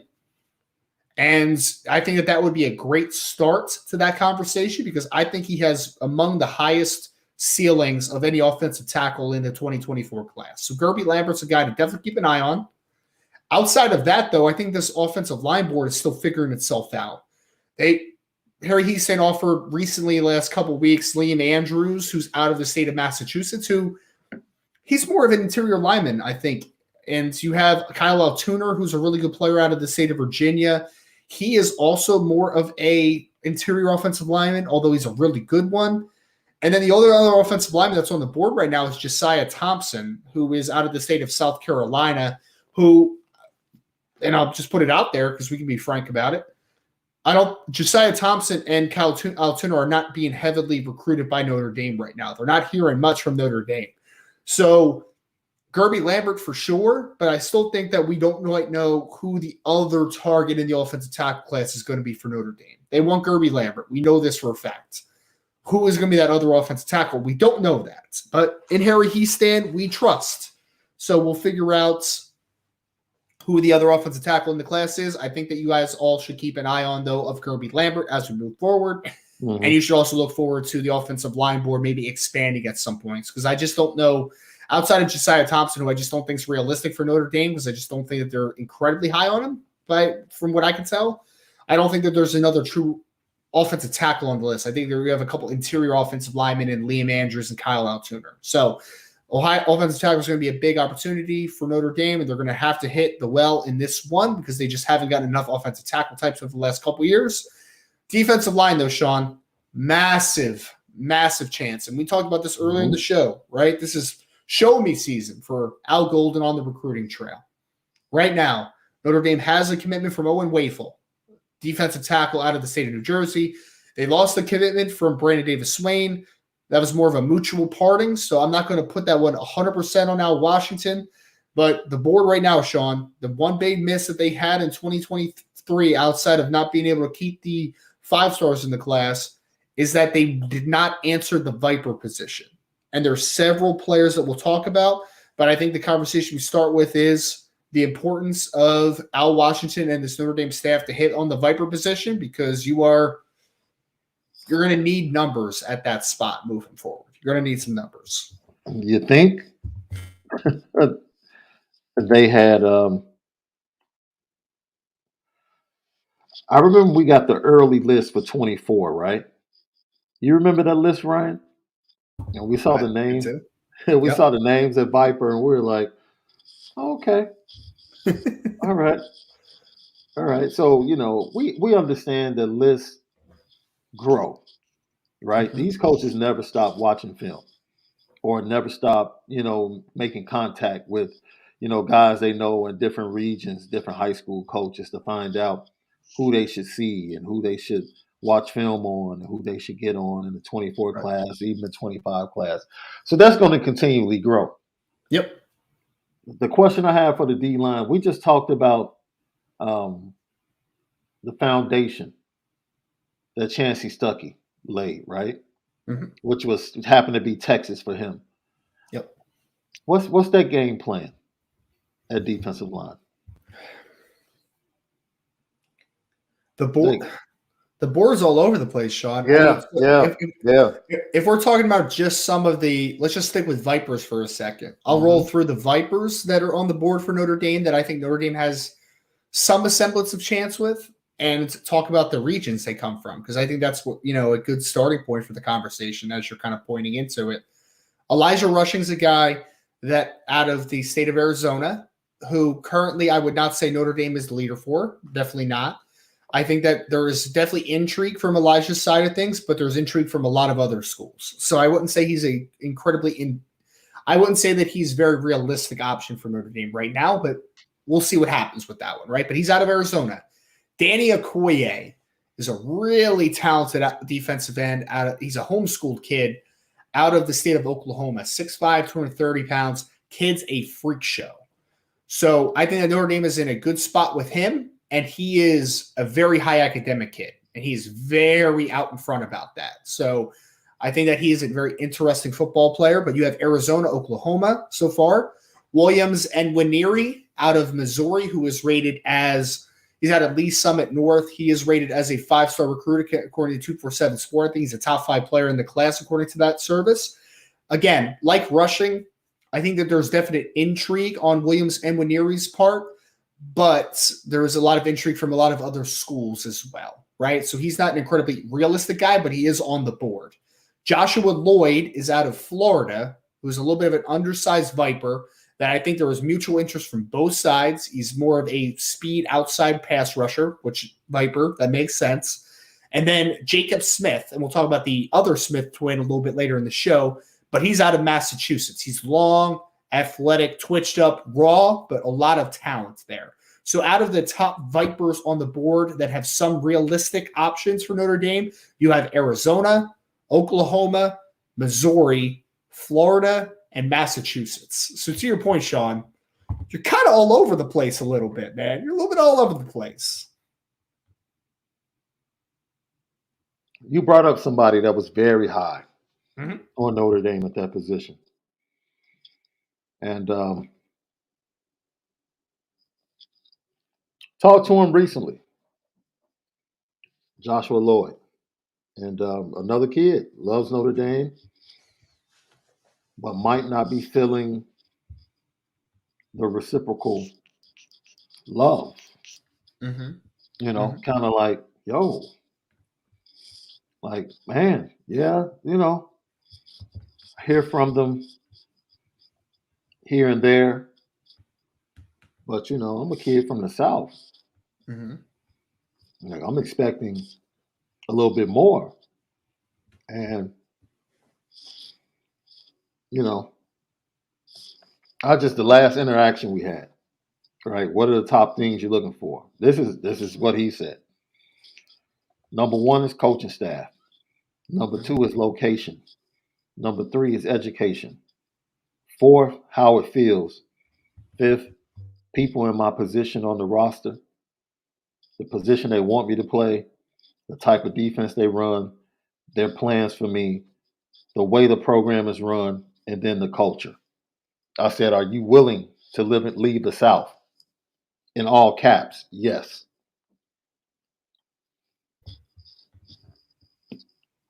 And this is a kid that was supposed to be there in April. The trip got canceled because they were coming as a group. His teammate was Antoine Jackson, defensive back, that eventually reclassified, if I'm not mistaken, to the 23 class and ends up at Georgia. So,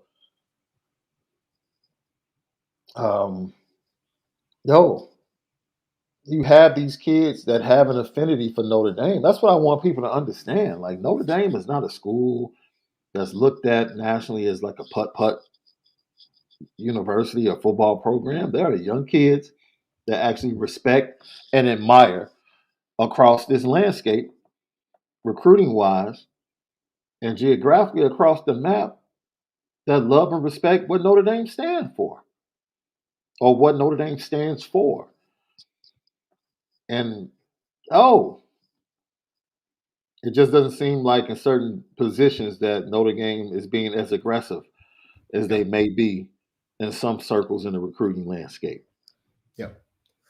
Yeah, and I forgot to mention one guy because I saw someone just put it in the chat. I completely forgot about my man, Darius Hayes, that is out of Largo in Florida. He's another kid that is being recruited by a lot of teams as a linebacker, but he may be in that situation where at 6'4", 210 plus pounds, he has a frame where he's going to put on a lot more weight. So he might be a Viper type, and he is a high academic kid. And I'll say this, folks, I think that from talking to Darius Hayes, I think that he has a big belief in what's next and the long-term effects of a decision. So I think he's definitely in the conversation for Notre Dame as well. I mean, Sean, ultimately, if you get two of the top guys I just talked about, right? If you get two of Elijah Rushing, Danny Okoye, William Seminary, Joshua Lloyd, and Jacob Smith, I think that you're in a good spot, man. I do. It's just at that point, again, we come back to the development side of things for Al Washington. He needs to develop because, I mean, if you end up with, let's just say hypothetically, you end up with Danny Okoye and Jacob Smith, that is 2 6'5" freak shows at defensive ends. That is. You can't develop those. If you can't develop those guys, then that is an issue, right? That's where it is. And yeah, that's where we are. Can we please stop with the money talk in the chat? This is making me insane, man, because again, yes, NIL matters to a lot of people, but there's a lot of players in Notre Dame's class right now who were offered handouts and did not accept it. Okay, so can we please stop grouping everybody into one bucket? It's not true, right? It's not true. But moving on, Sean, moving on. Defensive tackle, real quick, because people are going to ask about this kid, and they already have in the chat several times, all right? So defensive tackle, a couple guys to keep an eye on because Notre Dame already has Owen Wafel in the class. So, you're talking about another true defensive tackle in the class, maybe two. See what the numbers look like. I do think it could be a big interior year for Notre Dame, though, because you're going to lose Howard Cross after this season, and you need to kind of figure out some depth as far as the interior defensive line. So you have, Sean, Jared Smith, who is the brother of Jacob, obviously out of Loomis Chaffee High School in the state of Massachusetts. He is a Jason Adamalola type of defensive lineman. He's listed at 6'3", 265. I think he's going to be 6'3", 280 before we kind of blink our eyes, right? So he's kind of that tweener, big end, 3-tech that I think has high interest in Notre Dame. And there's going to be some conversation on whether if the Smith twins are probably going to be a little bit of a package deal for whatever team they end up with. Yeah. Justin Scott's the big one, obviously, out of St. Ignatius in Chicago, Illinois. We'll talk about him. And TJ Lindsey, who is out of Bryan High School in Arkansas, very high on Notre Dame. I think he's doing his due diligence on the process, but I think that Notre Dame is the leader right now for TJ Lindsey. Pop on his film, 6'5", 270 plus. He's got a body that looks a lot like Stephon Tuitt's, and he's a very interesting player, listed as a defensive end by a lot of publications, but I would be shocked if he's not an interior defensive lineman down the line. So those are a couple of the big names, Sean. I guess conversation piece, again, we have to steer back to Justin Scott because everyone's going to ask. Notre Dame has to get back in there, right? They have to get back into the picture. And I mean, they're not out of the picture. Let me rephrase. They have to get back into the top of the list because they were his team, I think, early on, right? That was the team that they wanted to hear from. And then kind of just played it a little slow. And then Notre Dame offers, but then ensues after that. So you get Alabama and Georgia and USC and all these great schools that are coming after him, Michigan, and all that type of stuff. So Justin Scott, I think, is a player that Notre Dame has to land in this class, but I do think that he is not the only talented interior defensive lineman in the class. I think I said this earlier. I'll reiterate. The first contact in the 24 class when the dead period is over in January needs to be Justin Scott. I would have multiple coaches at St. Ignatius College Prep, downtown Chicago. Multiple. He's that important. Why? Because you don't have anybody like him on the roster. There's no one that's naturally that big and that fast at 300 pounds, just ready to go.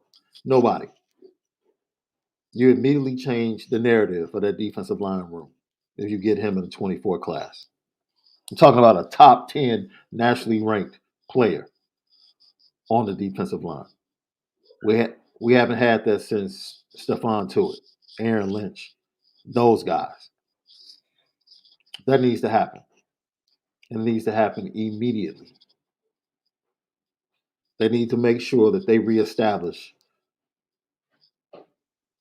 what was once, in my opinion, a recruitment that was going to be solely about the Midwest and the teams in the Midwest. He had a great relationship with Jim Leonard. He's no longer at Wisconsin. Relationship with Michigan, Ohio State, Notre Dame. That was really what it was going to boil down to. Now you've allowed the Alabamas and the USCs, the Tennessees to get involved. And now it's going to be a dogfight. It's going to be a dogfight to the end. Probably going to be a dogfight down to National Signing Day. Because even if you get him, you have to retain him. If he signs over this, if he commits over the summer, you still have to retain him. So it's just one of those deals. You have to go in and do your work. And I don't look.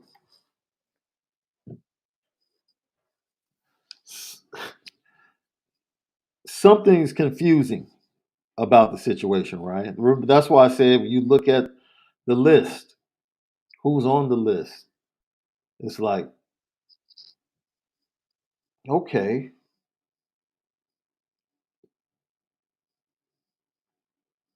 Justin Scott didn't get his offer until after the blue and gold game. Yep. Was he he was a pot of gold kid, wasn't he? Did he get it on a pot of gold, or was he a little before a pot of gold? I'm trying to remember. No, he didn't get a pot of gold. Okay. No, he didn't get a pot of gold. Pot of gold went out March 17th.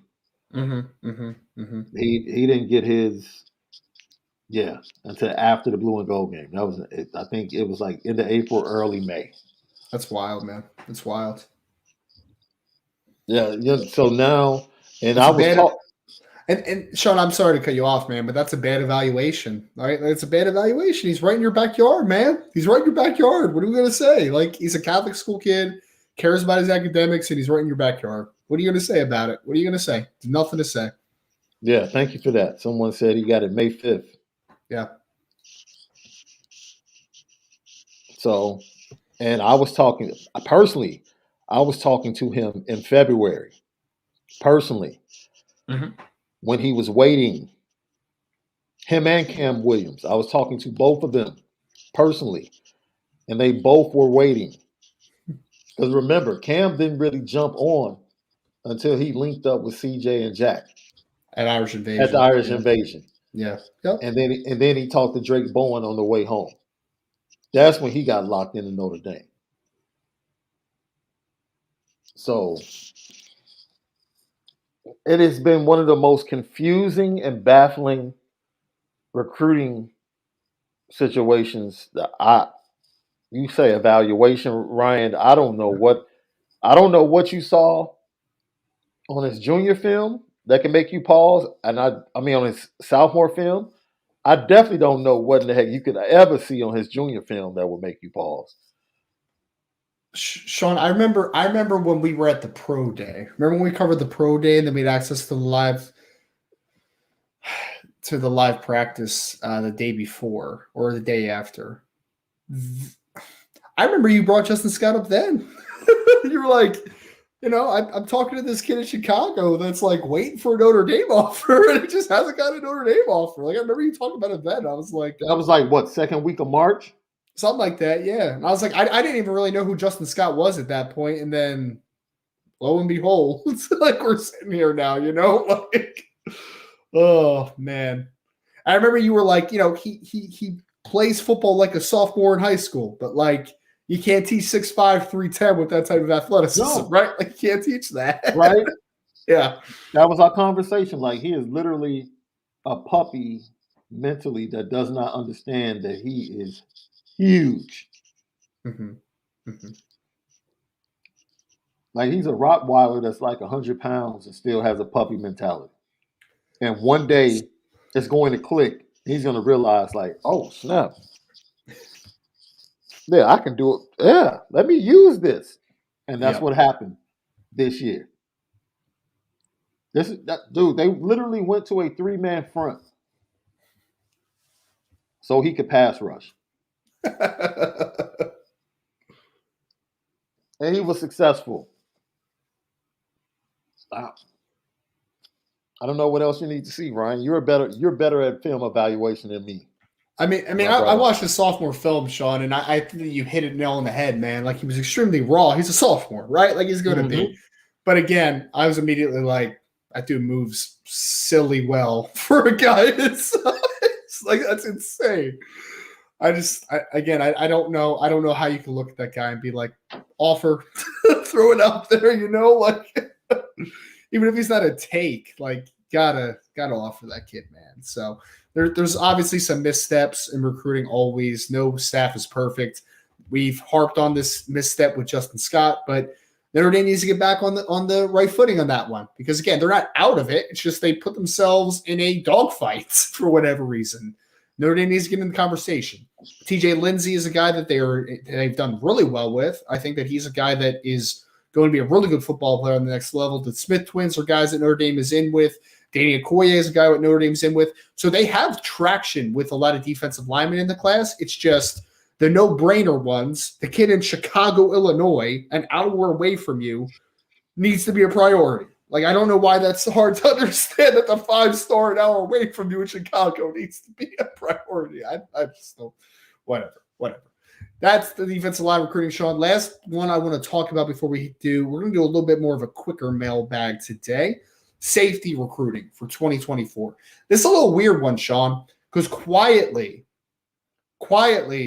safety recruiting needs to take it up a notch. 2022, you missed out on a safety. You didn't sign a safety at all.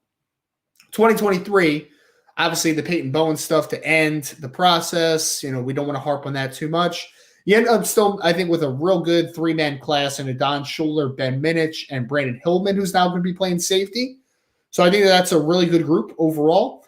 Obviously, you do not have a star-studded day one difference maker, though, in a Peyton Bowen. That's what he would have given you to your class. So I think 2024 is going to be a big one for Chris O'Leary, who I think has done a pretty good job as a developer. I know Brian's talked about that a little bit. I agree. I think that he's gotten a lot out of the talent that has been in the room for Notre Dame at safety, but he needs to take it up a notch from the recruiting side of things. So it's a weird group right now, though, Sean. It's a really weird safety class in 2024, or is it a safety board for Notre Dame?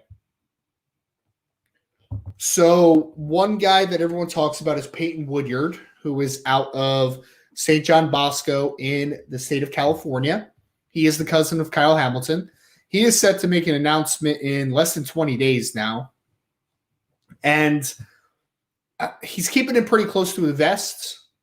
I think Georgia is obviously a high one in up on that one. I think Alabama is, USC is, but I think Notre Dame has a puncher's chance in there. So we'll see, what kind of is the end result there. But outside of that, Sean, Bronte Johnson is a kid out of Northside High School in Fort Wayne, Indiana, that everyone has talked about a ton. A lot of schools are recruiting him as a wide receiver. Notre Dame likes him at safety. I also prefer him at safety, just putting that one out there. I think that as long as everything is squared away on both sides and they decide to push for Bronte, I think that Bronte would potentially be a Notre Dame fit and would be a Notre Dame leader, I guess you would call Notre Dame for Bronte Johnson. After that, it's kind of hard to decipher who's really a push on the board right now. I mean, I think they have guys like Kaj Sanders out of Bergen Catholic in New Jersey and Vabu Toure out of Irvington High School, who's the teammate of 2023 safety commits and safety signee, I should say, Adon Schuler, who's a talented player as well. But I think that this one for me, Sean, is even outside of the names that I just rolled through there, I think it's a big class and a big cycle for Chris O'Leary. I think he's a good coach. I think he's developed pretty well for the most part. Younger guy still, though. And I need to see that because I always hear about his personality and how nice of a person he is and how he gets along with the players, all that great stuff. I need to see a little bit more of an impact on the recruiting trail this 2024 class. I could not have said it any better than you just laid it out. Some things to celebrate and some things to there's one kid that I wish that they had stayed on at safety. And I understand why. When you have Adon and Peyton locked on and then Ben Minich, but Jair Hill out of Kankakee that initially ended up signing with Michigan. You just can't. Look, he's just as or faster than Peyton Bowen. I'll leave it at that. Wow. Just as or faster than Peyton Bowen. And talking to the young man, I spoke to him, interviewed him, and for some reason, Notre Dame just kind of faded. Kind of faded on him before the season even started. So, these evaluations, man, you just don't know what people see. It could. He's a smart kid, so I don't think it was anything to do with academics, but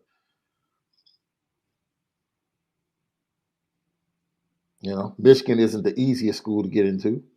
It's a good school. So, yeah, he was the one kid that I felt like from Illinois. I don't know what it is. I hope they're not undervaluing Chicago and the surrounding area because of the St. Louis pipeline. Well, you can't say that because they did snag Cam Williams and Christopher Tarrick. Sure. In the 23 class, but there is a little bit left on the little meat left on the bone as far as safety recruiting. Yep. And so that's what we're kind of looking at. Those are some of the main takeaways, areas for concern, numbers that we're looking at early on in the process, a lot of players to keep eyes on.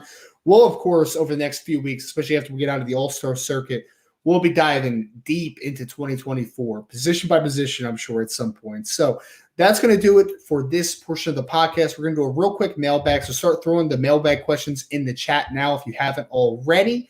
But that is going to do it for this recruiting portion of the Notre Dame Recruiting Hour. All right, Sean. So let us do some mailbags here. We had a lot of great questions, which is, we always do. It's a great show for questions, man, if you want some questions. So Rob Osgood asks, what position on offense and defense or vital spots are the staff focused on for the 2024 class? Thanks again. So rolling through this real quick. Actually, I'm sorry. Wait. Rewind. Rob had a two-parter. I'm sorry. Here's the first part. Guys, two-part here. Thank you so much for all you did to give us the intel in the 2023 class this past year. You are welcome. Great insight, and it paid off huge. Now, just a quick question for the 2024 class. What position and on offense and defense are vital spots for the staff focused on the 2024 class? Thanks again. Sean, let's break it down to this way. What is the most important spot on each side of the ball for Notre Dame to knock it out of the park from a recruiting perspective?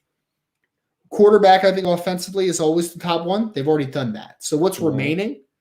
I think for me, wide receiver again. Just getting another great receiving class to now continue the trend of you just had a great four-man class of Jaden Greathouse, Braylon James, Rico Flores, and Caleb Smith. Another four-man class potentially to keep bolstering that type of talent with the quarterbacks that you're starting to attract to campus. I think for me, offensively, it's wide receiver. I'm going to say defensive tackle and defensive end, Viper. That's it. Oh, that's it. That's it. I don't even So have both your picks are on the defensive side of the ball. I love it. I love it. Adam offensively. If they just held serve and kind of repeated what they did offensively in 23, which they're well on their way to doing defensively, if they get an impact Viper pass rusher and an impact interior defensive lineman, 24 class will be better than the 23 class. Just by default. By adding what you didn't have in a 23 class, you get better. And oh man, if they happen to add 2 pass rushers in a 24 class, now we're cooking with grease. Like now we're really rolling, and everything is kind of forgiven from what was lacking in the 23 class. Offensively, they can really just start a trend that they started in 23 and keep going, right? Because you have confidence defensively that they're going to get defensive backs. Yes. Like that, we feel very confident in Mike Mickens. We feel confident in the linebackers that Marcus Freeman started in 22 and continued in 23. We feel pretty confident that they're going to have a top-notch linebacker class. We just talked about the safeties. Okay, if you want to throw safety in there, but that's like maybe third on the totem pole, honestly, behind a defensive line. And then offensively, if I want to nitpick, okay, go get some tackles at offensive line. I saw somebody earlier say, I don't think what you were trying to say is they need tackles. It has nothing to do with Charles Jagasaw is a tackle. Yeah.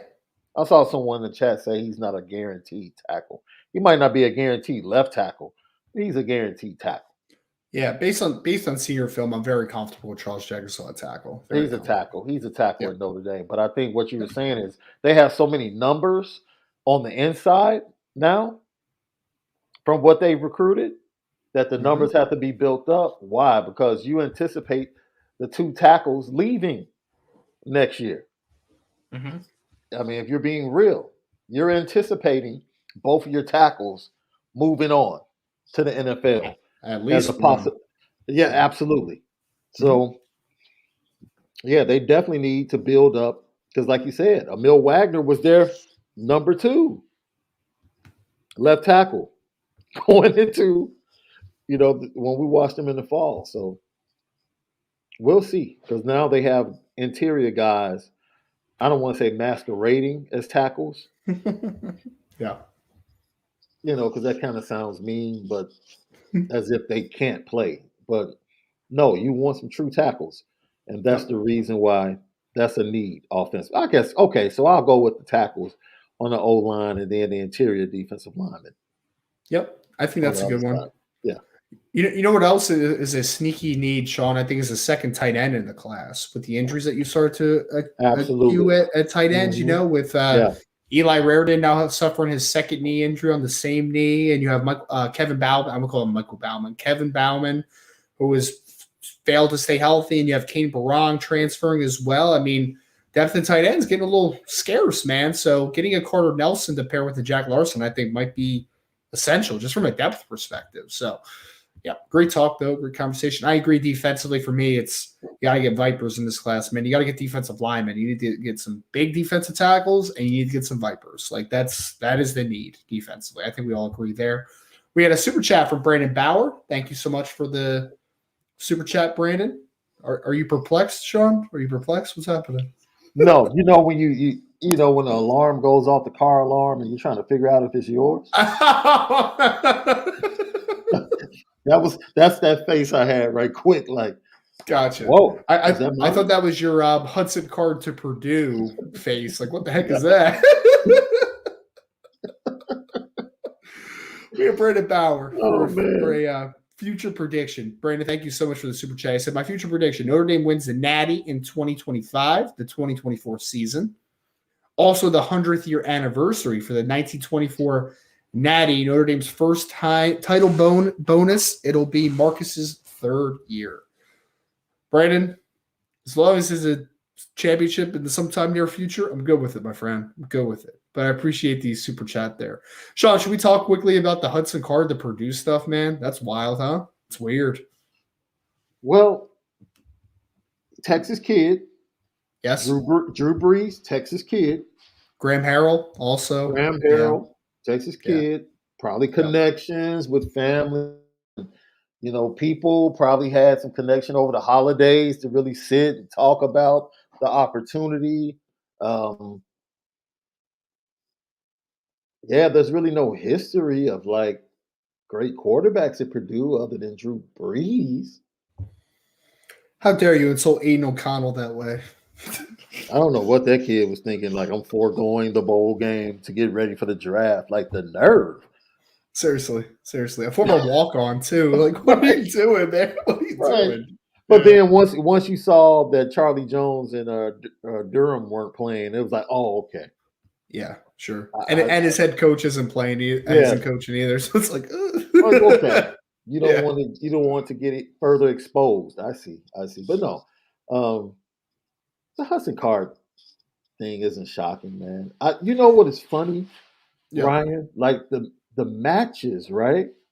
Mm-hmm. Because as much as you think it should be easy for these kids to find the schools that match what they want, like what guy in the portal wouldn't want to be the quarterback in Notre Dame?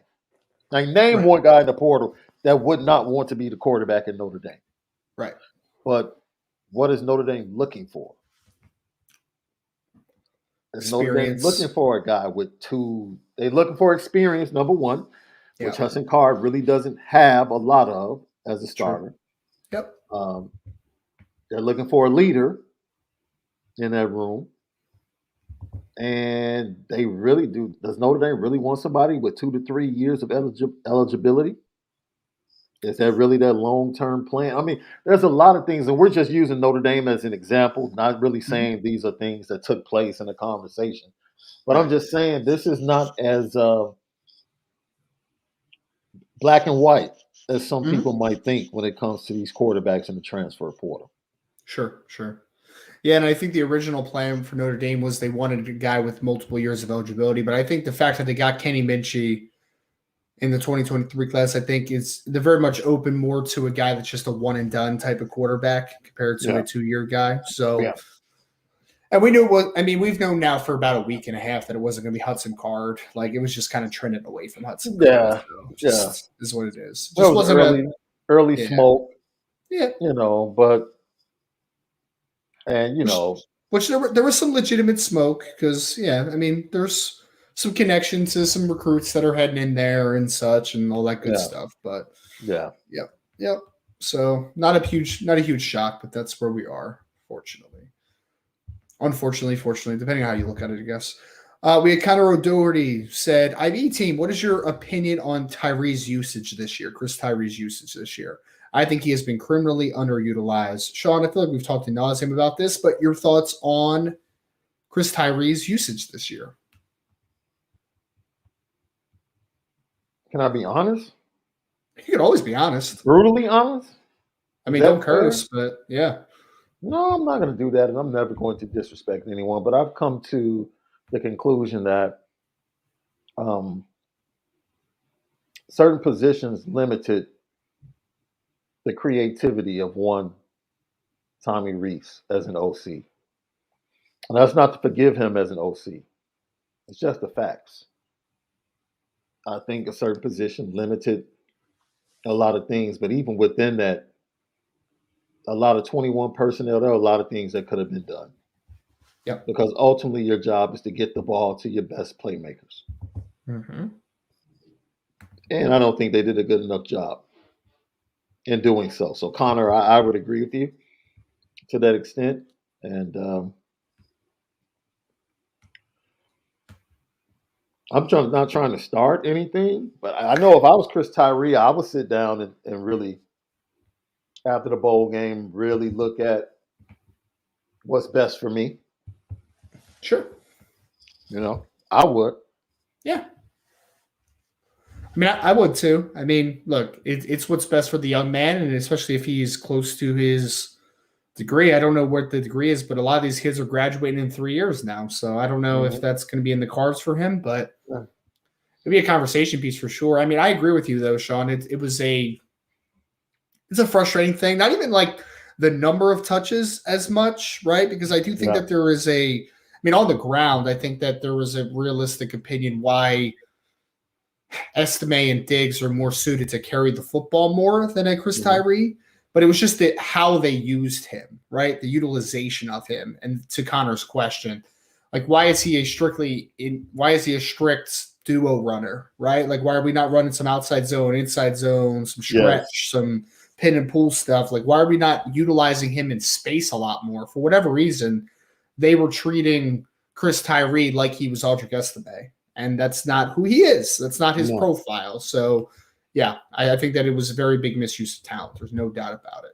And you didn't see Chris Tyree in the passing game as much as I thought he was, man. After you saw what he did in the bowl game, I was like, there's going to be a weapon in the passing game, and it just was never a factor, really. So, yep, that's where we are. But it's very interesting. Thank you for the question, though, Connor. Going to Bill Walsh, how likely? Oh, sorry, we already hit that one earlier in the show. That was about Braden Fisk. Going to P Dub, was the D line overrated coming into the season? Meaning, was the talent in the upper class really that good? I mean, Sean, I'll put it like this, and you can add whatever you want on it, right? I mean, Isaiah Foskey is a first round level talent as a player, right? I don't know if he's going to go in the first round just because I don't think the physical develop or the technical development has been enough, and I think that there are going to be some question marks about that, especially immediate return on investment. But I mean, the kid is 6'5", 260 with vines for arms and a really nice athlete too, right? Isaiah Foskey is a talented kid. I don't think that was overrating his talents. Jason Adamalola is a talented kid. Now, in Jason Adamolola's situation, he was banged up a little bit this year.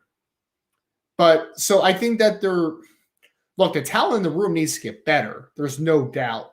But the fact of the matter is that your best football players, two guys that are going to play in the NFL, did not take a step forward this year. They were pretty much the same guy and maybe even regressed in some football games specifically. So I think when you're taking a look at where to place blame for things, there's got to be some part that is put on the players at times, right? I mean, because at the end of the day, they have to make the plays. But I think as a large, the defensive line was not progressed; it was regressed or stayed the same in a lot of instances. So no, I don't think that they underrated. I don't think we underrated the talent in the rooms. I do think there's a lot of talent. It needs to continue to get better. It needs to need to get more variety as far as what you need up front. There's no doubt about that. But I mean, Isaiah Foskey is a dude and didn't take a step forward from a talent perspective. From a talent perspective, he's a dude, but he didn't take a massive step forward. Jason Adamalola is a very talented kid, and he didn't take a step forward really at either. So I think that you were left with a bunch of really talented players that didn't take a step forward, in my opinion. I'm going to no excuses here, but I just want to point out some things. Marcus Freeman is interviewing defensive coordinators. He makes the hire, and then he says, "It's his defense." Like I didn't make him come in and run what I have. It's his defense. It's the way he sees things. I always thought to myself that was very interesting to hear him say that. Because with senior guys like Adamiola and Foskey, they're used to doing. I mean, they've been here. This is how I've been used. Like this is how I've been used by Marcus Freeman. And now not only to have a brand new defensive line coach, but a brand new defensive coordinator that is doing things that might not be similar to what you've been doing. It just turned into a transition year for guys that need to be leaders on your team. And maybe there was a level of discomfort early in the season because of things. But either way, you have to produce if you're those two players. So whether it's them going out, because at this point, they know how to play football at Notre Dame. Like if you took the coaches out of the building, they should be able to run practice and show everybody else what it's like to play defensive line at Notre Dame. They should be able to lead a practice, right? But it was just strange. And then you heard things early in the season when they were losing about discourse and everything. It was just strange. But I thought going all the way back to that decision and the press conference and the introduction of Al Golden, I thought it was strange that Marcus Freeman uh, didn't get a guy that would come in and pretty much run what he wants to run. Right. Like, this is my defense. So, Yep. We'll see how it pans out. But, yeah, I think you saw them get better in the second half. I think for Jason Adamiola, I think the BYU game was where he kind of, before he got injured after that, he was playing really well for about 2-3 weeks. And Foskey, pretty much around the same time, that BYU game is kind of where it clicked for him. And he started playing much better. So, Yep. I just found those things were very interesting and could have led to, should not have led to their play leveling off. But who knows? Who knows? Mm-hmm. So we're going to knock through a few of these real quick. We had a couple just comments too from John Kristofic. He said, I could talk to my cousin Andrew Kristofic. He's excited about the bowl game. He told me that the team left for Florida this morning. We're excited as well, John. Thank you so much for being in the chat as always. Sure, I hope they would have left earlier than that. They got a 4:45 practice today. They have a 4:45 today? Is that really? Yeah, 4:45. They're on the practice field. They should have left yesterday. True. But maybe they left like early. But the weather has been wonky. True. All weekend in the area. So yeah, they practiced today at 4:45. Wild. I mean, I guess maybe they left really early. I don't know, but yeah. Ray Panconi said, who are the early enrollees? Let's buzz through these real quick. We have something on the message board, I believe, that highlights the early enrollees. So you have Kenny Minchie, a quarterback, is an early enrollee. Jeremiah Love is not an early enrollee. Sorry, I almost said he was an early enrollee. Wide receivers, all of them except for Caleb Smith. So Jaden Greathouse, Rico Flores, and Braylon James are all early enrollees. Cooper Flanagan is not an early enrollee. The only offensive lineman that is Sam Pendleton is an early enrollee. Defensive line-wise, I believe Devin Houston is the only one that is an early enrollee. Everybody else will be a summer enrollee. Linebacker-wise, all three of them will be. So Preston Zinter, Jaden Osbury, and Drake Bowen are all in early enrollees. Christian Gray is an early enrollee at cornerback. And at safety, Adon Schuler is an early enrollee, and so is Ben Minich. So those are the early enrollees in the class. Banging through that real quick. Sean, we had a comp. I want you to talk about this one if you have any insight. Because I actually made this comp before, so I like Matt Buher's comp. Said Brendan Vernon reminds me of Sam Hubbard, former Ohio State defensive end. It's now Bengals defensive end. I kind of like that comp, man. They're both similar body types, physical, not really nuanced pass rushers, but power-based ends. I kind of like that comp. Can I get the NFL Hubbard though? Oh, and not the Ohio State Hubbard. The NFL Hubbard is very good, man. In my opinion, he's a much better player in the league than he was at Ohio State. Yep. So if I can get that version, oh, absolutely. Mm-hmm. Yep. He's he's turned himself into a really good player. They got him and Trey Hendrickson, who was playing with the Saints at defensive end on the other side, and they're a pretty good pairing when healthy. So, yep. Question from here, Rocket25, who said, how close do you guys think Kenny Minchie is to Dante Moore as of right now? Does Minchie have a slightly higher floor but a bigger upside? Sorry, slightly lower floor. That's funny. I actually think that Kenny Minchie has a higher floor than Dante Moore. I do. I think that there is less questions surrounding. And it's not even just on-field questions, because everyone knows how I feel about Dante Moore. I think Dante Moore, in the right situation when he has his head screwed on straight, is probably the best quarterback in this class. I do. I think that.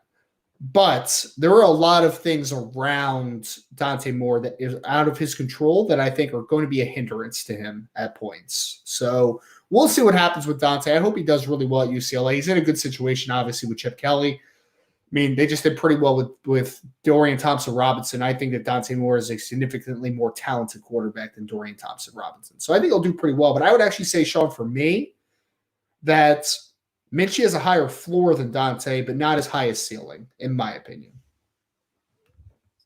You know, one thing I'll say to all the Dante Moore detractors out there, Dante Moore, for everything that was said, he had a tough start to his senior year on the field.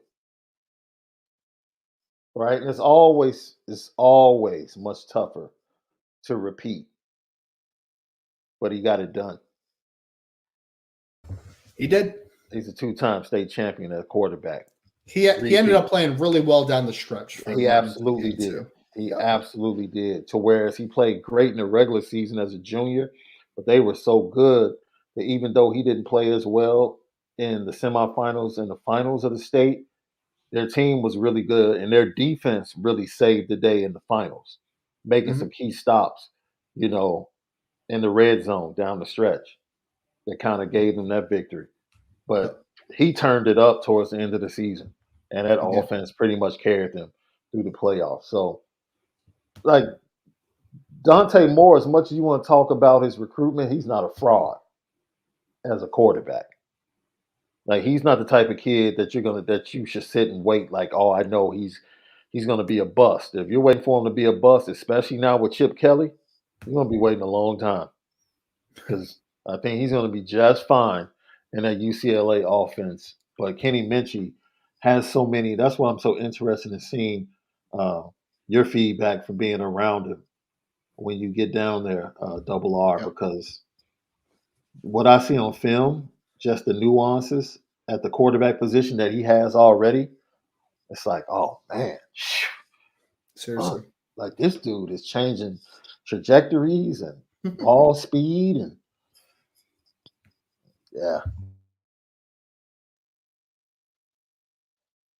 and that's the only frustrating thing, Sean, is I wish I would have seen more of him as a senior because he obviously was dealing with injury. Because I thought Kenny looked fantastic when he played this year, man. Like he looked really, really good. So much more calm. He was definitely noticeably bigger, noticeably stronger, but just looked in control. Like, yo, this is my field. And that was just from the limited, you know, pieces of highlights you saw. It jumped off like, yo, he's better as a quarterback. And you can see it. Yeah, he and I will say this too, Sean. It's a great point because I think that's one thing that Moore and Minchie both have in common is that they always look very in control on the field, right? Like they don't look frazzled, like even through pressure. So it's a great note. It's a really great note. We had Ian Johnson said, Mailbag, what schools have Al Washington won a recruiting battle against that are actually good at football? Stanford and Boston College don't count. I mean, if we're talking about it just at Notre Dame, I mean, he did beat Michigan for Devin Houston, right? I mean, so we have to give him that one. I get the frustration, Ian, but I'll say this. He came with a big reputation as a recruiter from Ohio State. I know it was a lot of Ohio kids he was winning for, which at Ohio State isn't like tremendous, but he was also a main recruiter for like Travion Henderson, who came out of Virginia, right? And obviously Travion was a guy that everyone was recruiting. So I do think there's more wins than just Stanford or Boston College. But I understand the frustration. I get it. It's a big recruiting cycle for Al Washington. He needs to prove himself for sure. Getting a couple of the guys that we referred to earlier in the show, I think would be a big opportunity for him. But I mean, if we're being fair, things weren't like, look, I'll say it like this. Ready? So Jason Moore, I felt like Notre Dame was a leader for when Al Washington got the job. So that was a miss. Devin Houston, I wouldn't say Notre Dame was a leader for Devin Houston when he got the job. I think that he had to win him over a little bit. I think Michigan was in a good spot with Devin Houston at that point. So I think that he did beat Michigan for Devin Houston, if we're being honest. But the point still counts that Al Washington needs to have a big cycle. There's no doubt. Had Gideon Rosa, Mailbag. Is CJ Stroud a good comp for CJ Carr in the height and ability to move around and throw off platform?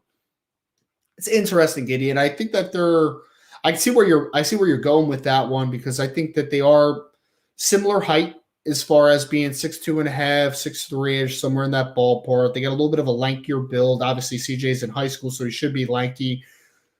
But I think that it's an interesting one because they do have similar-ish deliveries. They're both very over-the-top quarterbacks, and I think that they both move like they're subtle movers to throw. But I think right now CJ handles pressure a little. CJ Carr handles a little better pressure than CJ Stroud did at the same point in his career. But I would also say that CJ Stroud also has a little bit of a stronger arm than CJ Carr does. But it's an interesting comp. I know that a few guys that we've thrown around there are like Davis Mills was one, and this was like the high school version of Davis Mills, not Davis Mills now for the Houston Texans, right? But it's an interesting comp though, Gideon. I can dig parts of it for sure. Wanted to answer this one from Xander Cruz, who just said couldn't even recruit McCullough's son to Notre Dame. This is, of course, talking about Deshaun McCullough not coming to Notre Dame. I mean, Xander, they did recruit Deshaun McCullough. I mean, there's several articles out there about the NIL things surrounding Deshaun McCullough and the negotiations that happened behind the scenes. So that one is definitely one that I'm not putting on Notre Dame. I'm not putting that one on Al Washington either because there was NIL implications in that one. And then he also wanted to play with his brother, Dye in McCullough, who's a 2023 safety who Notre Dame did not recruit. And that's just where we are. Oklahoma made sense from both aspects. So it's where we are. No, we had Mr. 2.0 said Malik Elsie still available in 2023. Any possibility there? Not that I've heard.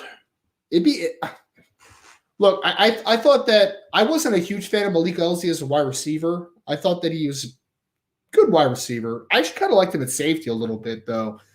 But I don't know if it would be a great fit just because I think Malik Elsie is a little bit of similar-ish player to like a Brandon Hillman as far as playing safety. So I don't know if he'd be a great fit, but if he's open to it, I would explore it. Maybe I would at least make the conversation. I don't know if it would be a take for me though.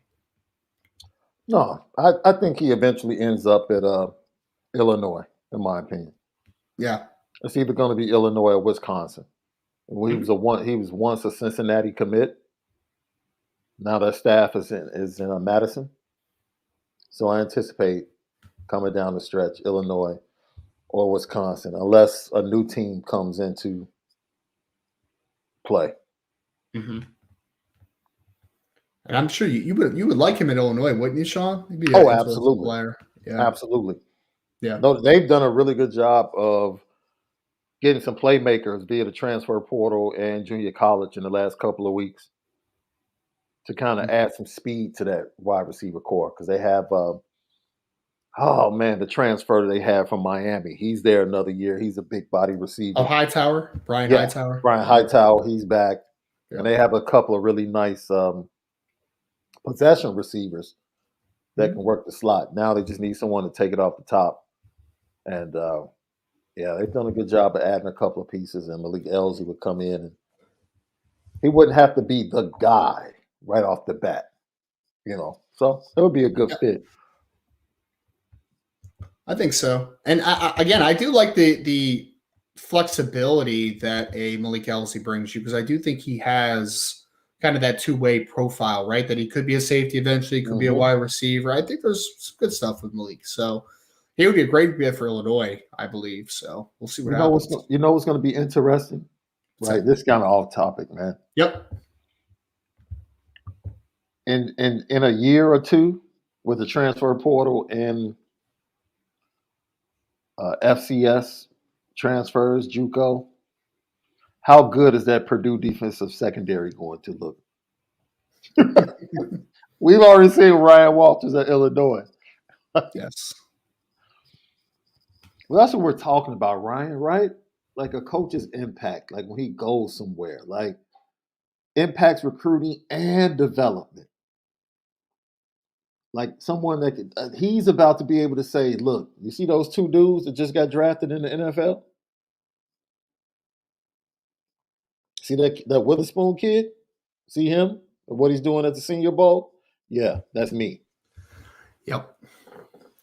Sean, and luckily I was early on Devin Witherspoon, man. I I recommended him to an agent in the past off season as a player, and I look pretty good on that one, man. I look pretty good on that one.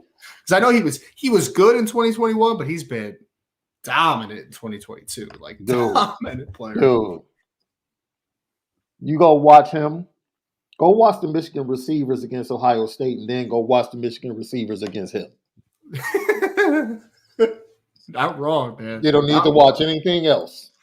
You're not wrong, man. You're not wrong. He's a baller. He's one of the most physical defensive backs in college football, too. He's tough, man. He's tough. Last one, Sean, then we'll get out of here. Katie Rossi just said Ryan just gave Vince incentive to fight harder in the cage match. He called Michigan a good school. Get in.